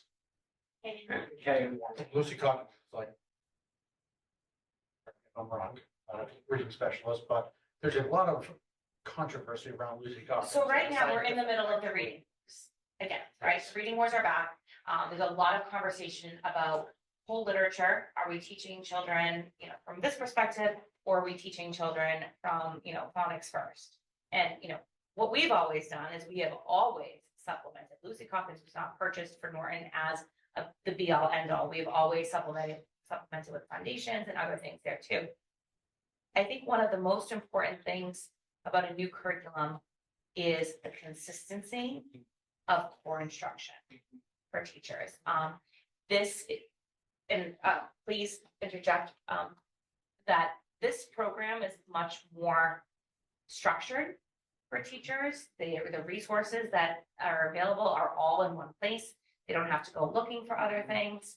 And so, you know, we're talking about the lack of interventionists or the lack of other support positions. We're going to need to make sure that the core instruction is strong.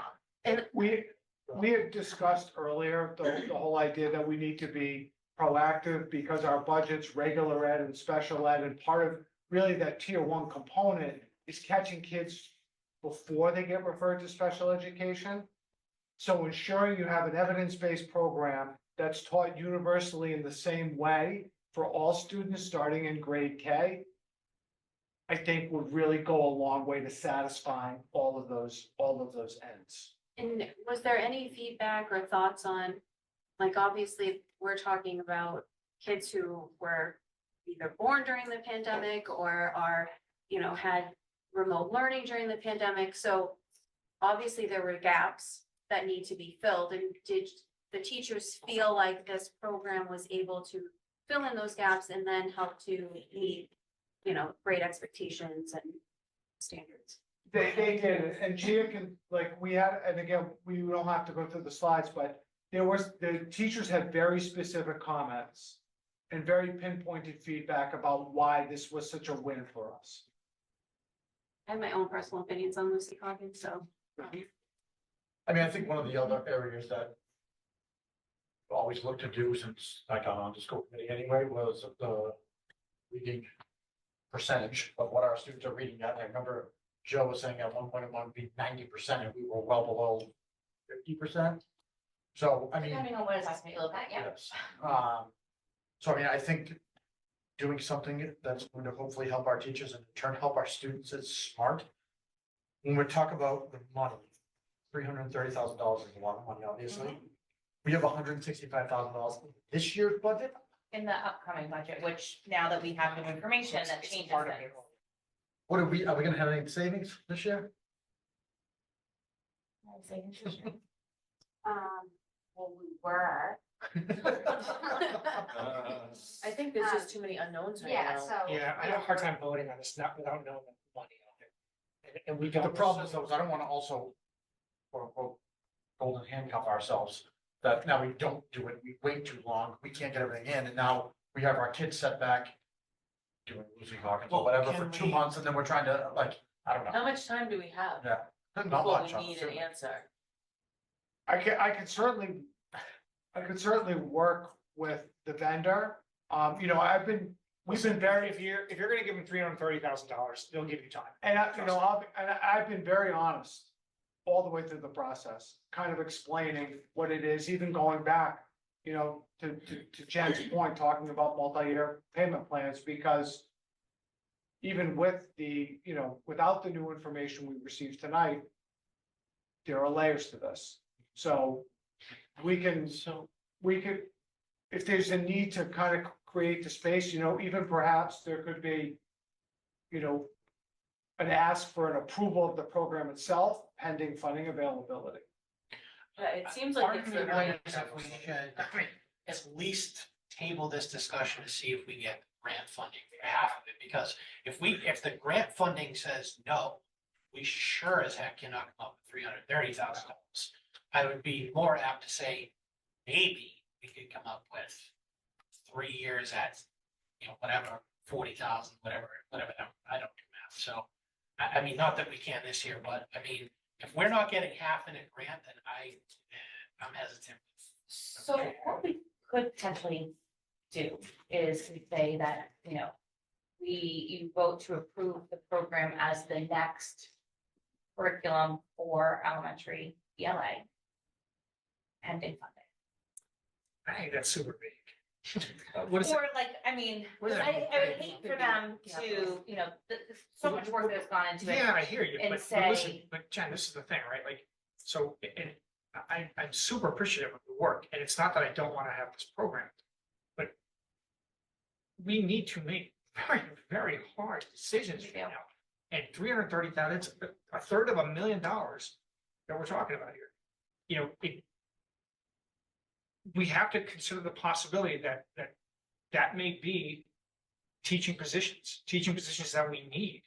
Okay, I get it, this might be super beneficial to kids. But to teachers are more beneficial. I mean, so this is not a, you know, condemnation of any of the work that you've done. I appreciate it. And in a vacuum, I would vote to approve this right now. But I mean, These are the hard decisions. right, there's a now responsibility to we're this forced town. make. I think we have to look at this and say, we at least need to know what the funding is before we can vote on this. And I get, like, you know, I get there's like, you know, we think there's a time pressure, but we can't. It's a third of $1 million. They'll wait, trust me. Houghton Mifflin will be happy to take our money when we're ready to give it to them. So I urge people to at least think about tabling this. Otherwise, I don't think it's successful I mean, I'm just looking This at meeting, 2 just weeks? quick math here, $330,000 by basically what we were, whatever, teacher, I think we're at like 69,000, looking at, that's 4.7 teachers or additional staffing that we'd have to be looking at cutting in addition to out of the 28 and or 44. Right. Right, because only whatever, 168 of it is in our budget now. We say, yeah, we can't do some kind of extended funding. Now the balance of that goes to the next year's budget too. I mean, this is And gonna how be do- a table right now. It has to be. This is probably a bad question to ask right now, but it's where my brain went. How are we saying, kept saying that 12% is level services, yeah, we threw in $165,000 for new curriculum? So, way that we, yes, ultimately, Okay. yeah. There's no good answer to that. No, I get it. So it's, you know, so Well, the Nick, level the other thing service to think aspect about of this, too. we're getting rid of the old curriculum, we're bringing in new. Right. It's- The other it's- thing to think yes. about too is there are consumable products that go along with any curriculum. So every year we buy new foundations materials for students, we buy Haggerty materials. So when you take a look at what those costs were, it's not an additional 165 that we added to the budget. It might be an extra 30. When you really look at what the costs were. Because your expenses go down on the current curriculum. Correct. Yeah, I mean, I'm personally, I think we should vote on it with a condition of something. Because if we do get half of it in a grant, we do get something from capital, whatever that may be. We might be looking at nothing and then nothing cost to us, if you will, a zero cost to us. That we can then go and ding that bell, hey, go order that now, we're good to go. Yeah. Rather than if all of a sudden we're stuck here, we haven't voted. We get from capital in April 1st, we hear from the grant in mid-April, we don't have another meeting for 2 weeks and or if it's even later.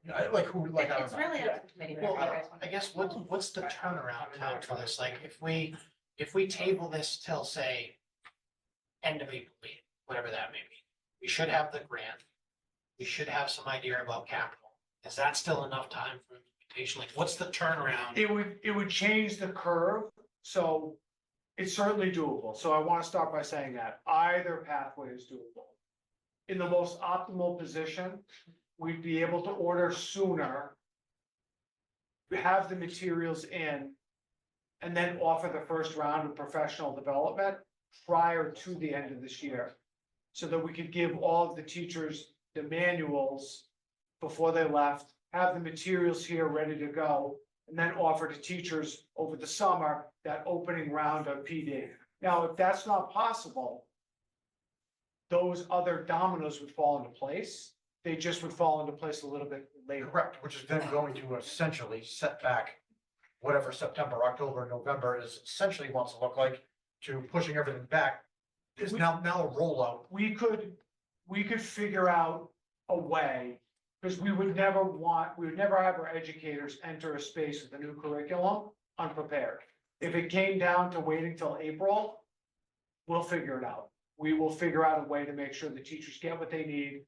We'll figure out a way to get them the professional development so they at least have a taste prior to implementation. And then for the opening PD day for next year, that will be the day for our K to 5 folks. But what Don't we think we'll have more information in 2 weeks' time now? I mean, we're looking at a joint meeting next week. That's true. I think if we just push this to the next March meeting, I don't think we need a month, but I think like after the trauma of today, I think we need to just take a breath. I mean, listen, I so appreciate all, I mean, I've known Gia forever. I appreciate all that everyone has done.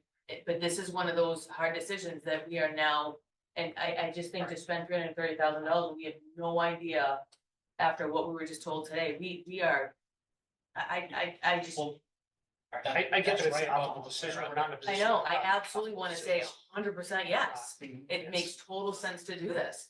But just again, after today, I just don't know how we can do that without knowing how we're going to pay for this. So what we can do is we can push it off, and if we have an update from the grant side of things, or the town side of things, or the 28th, we can come back. I don't know if you would want them to do their presentation again. We can probably just- No.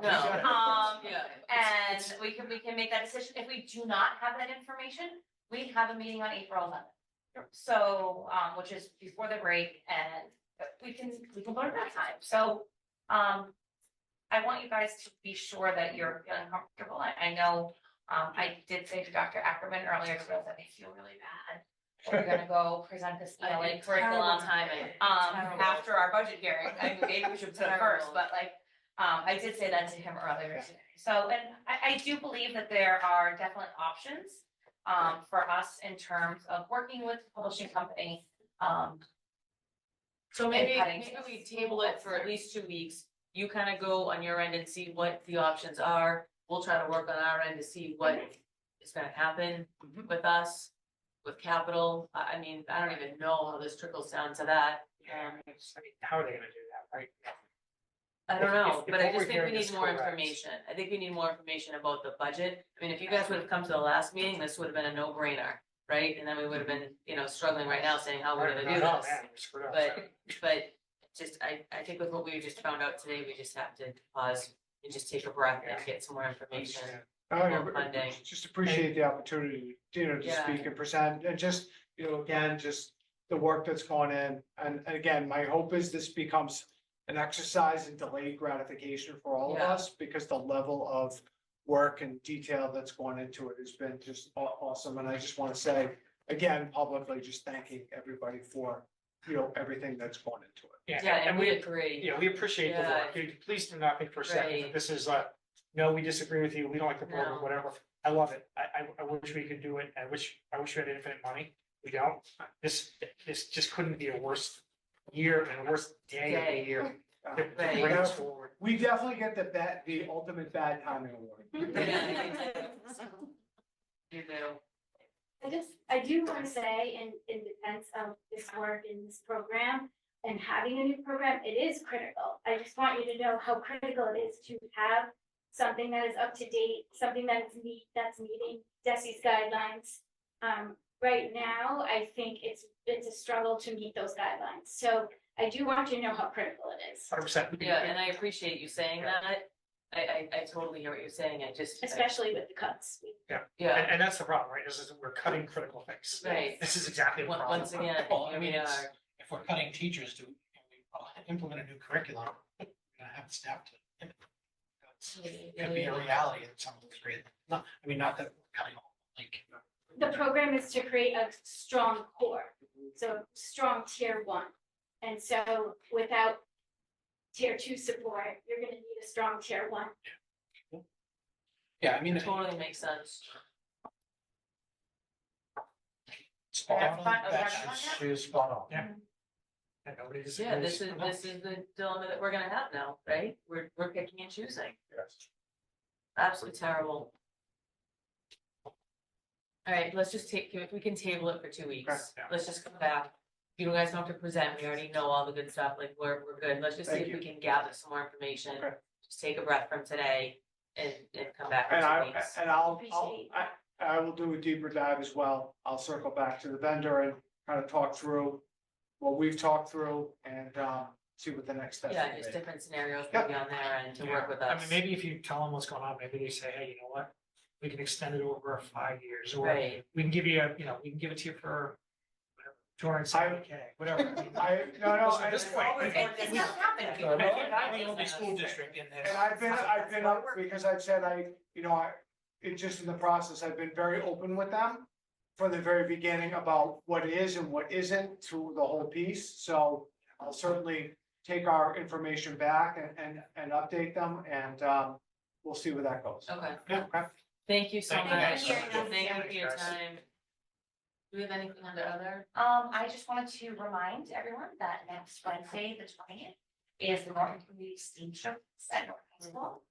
It's a great opportunity, not just for students and families, but for the community to come in and see some of the great things that we're doing in Norton. And they'll have other local community representatives as well.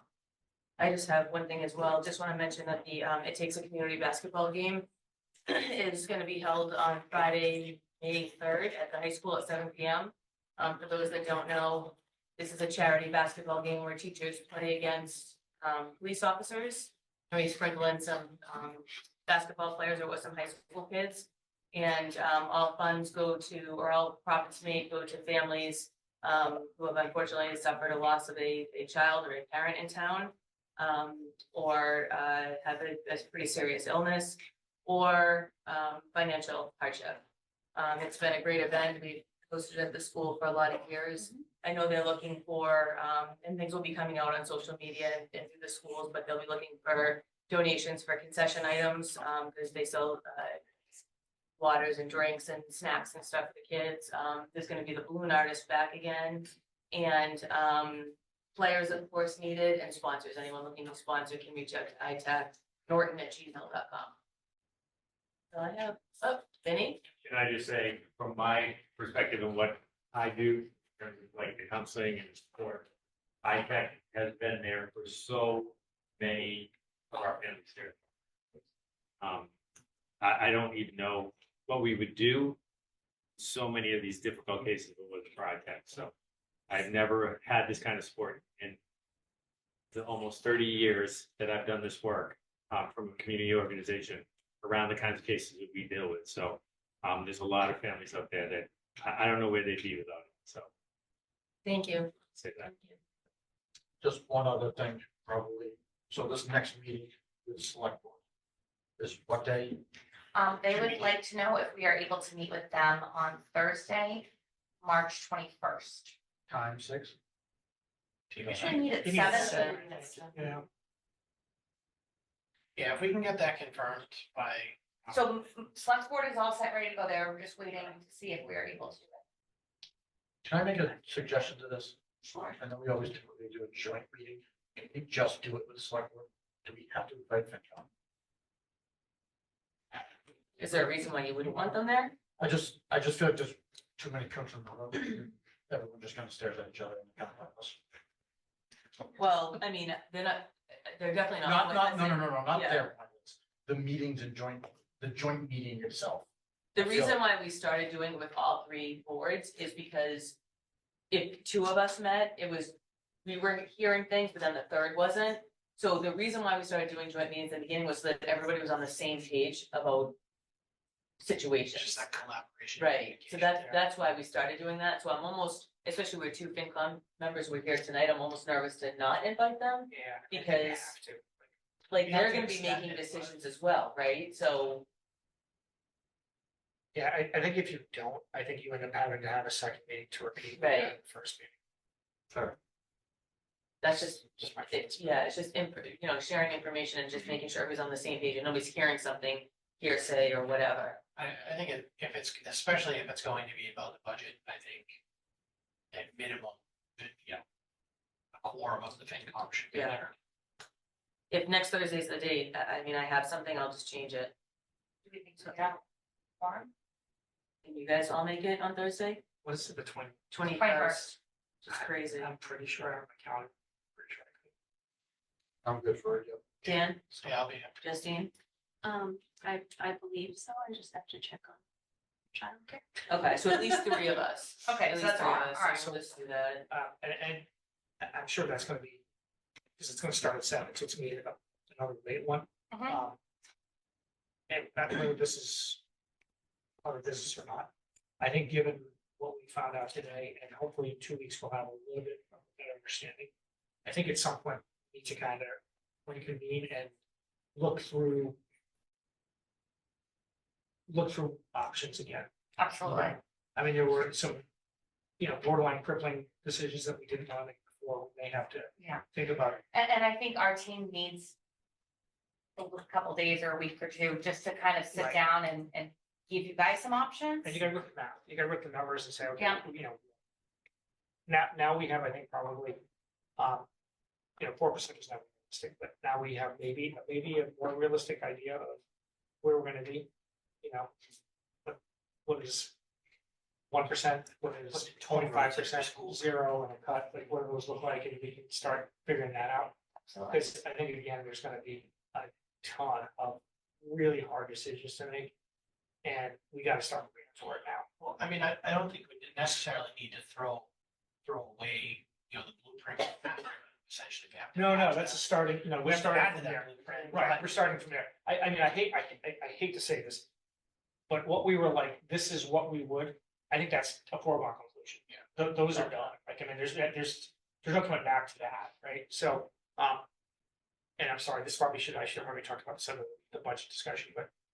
And so kind of circling back to like when you think about the convertible pink slips, and we want to do it earlier rather than later. I think in the past, you may say, okay, well, June makes some sense because oftentimes we can call people back. I think we can fairly safely say that first 15 to 20 are not getting called back in any scenario, and probably a lot more, but at least give them time to start looking and find something else somewhere. Because to Zach's point, if they don't, now we're Yes. doubly damaging the town, Yes. our education suffering, and we're gonna get hit with a financial burden as well. Yes. So. All right, anything else? Okay. I'm ready for a drink, but it's bedtime. So it seems a lot. Yeah. In our Say, newscast, when they did their thing, what it called, the valuation or was, I saw it, all I could see is martini. Martini There's glasses. a martini glass right. That's for bringing us, is there a motion to adjourn? So. Is there a second? Second. All those in favor? Aye. Thank you guys, thanks for staying. Good shit.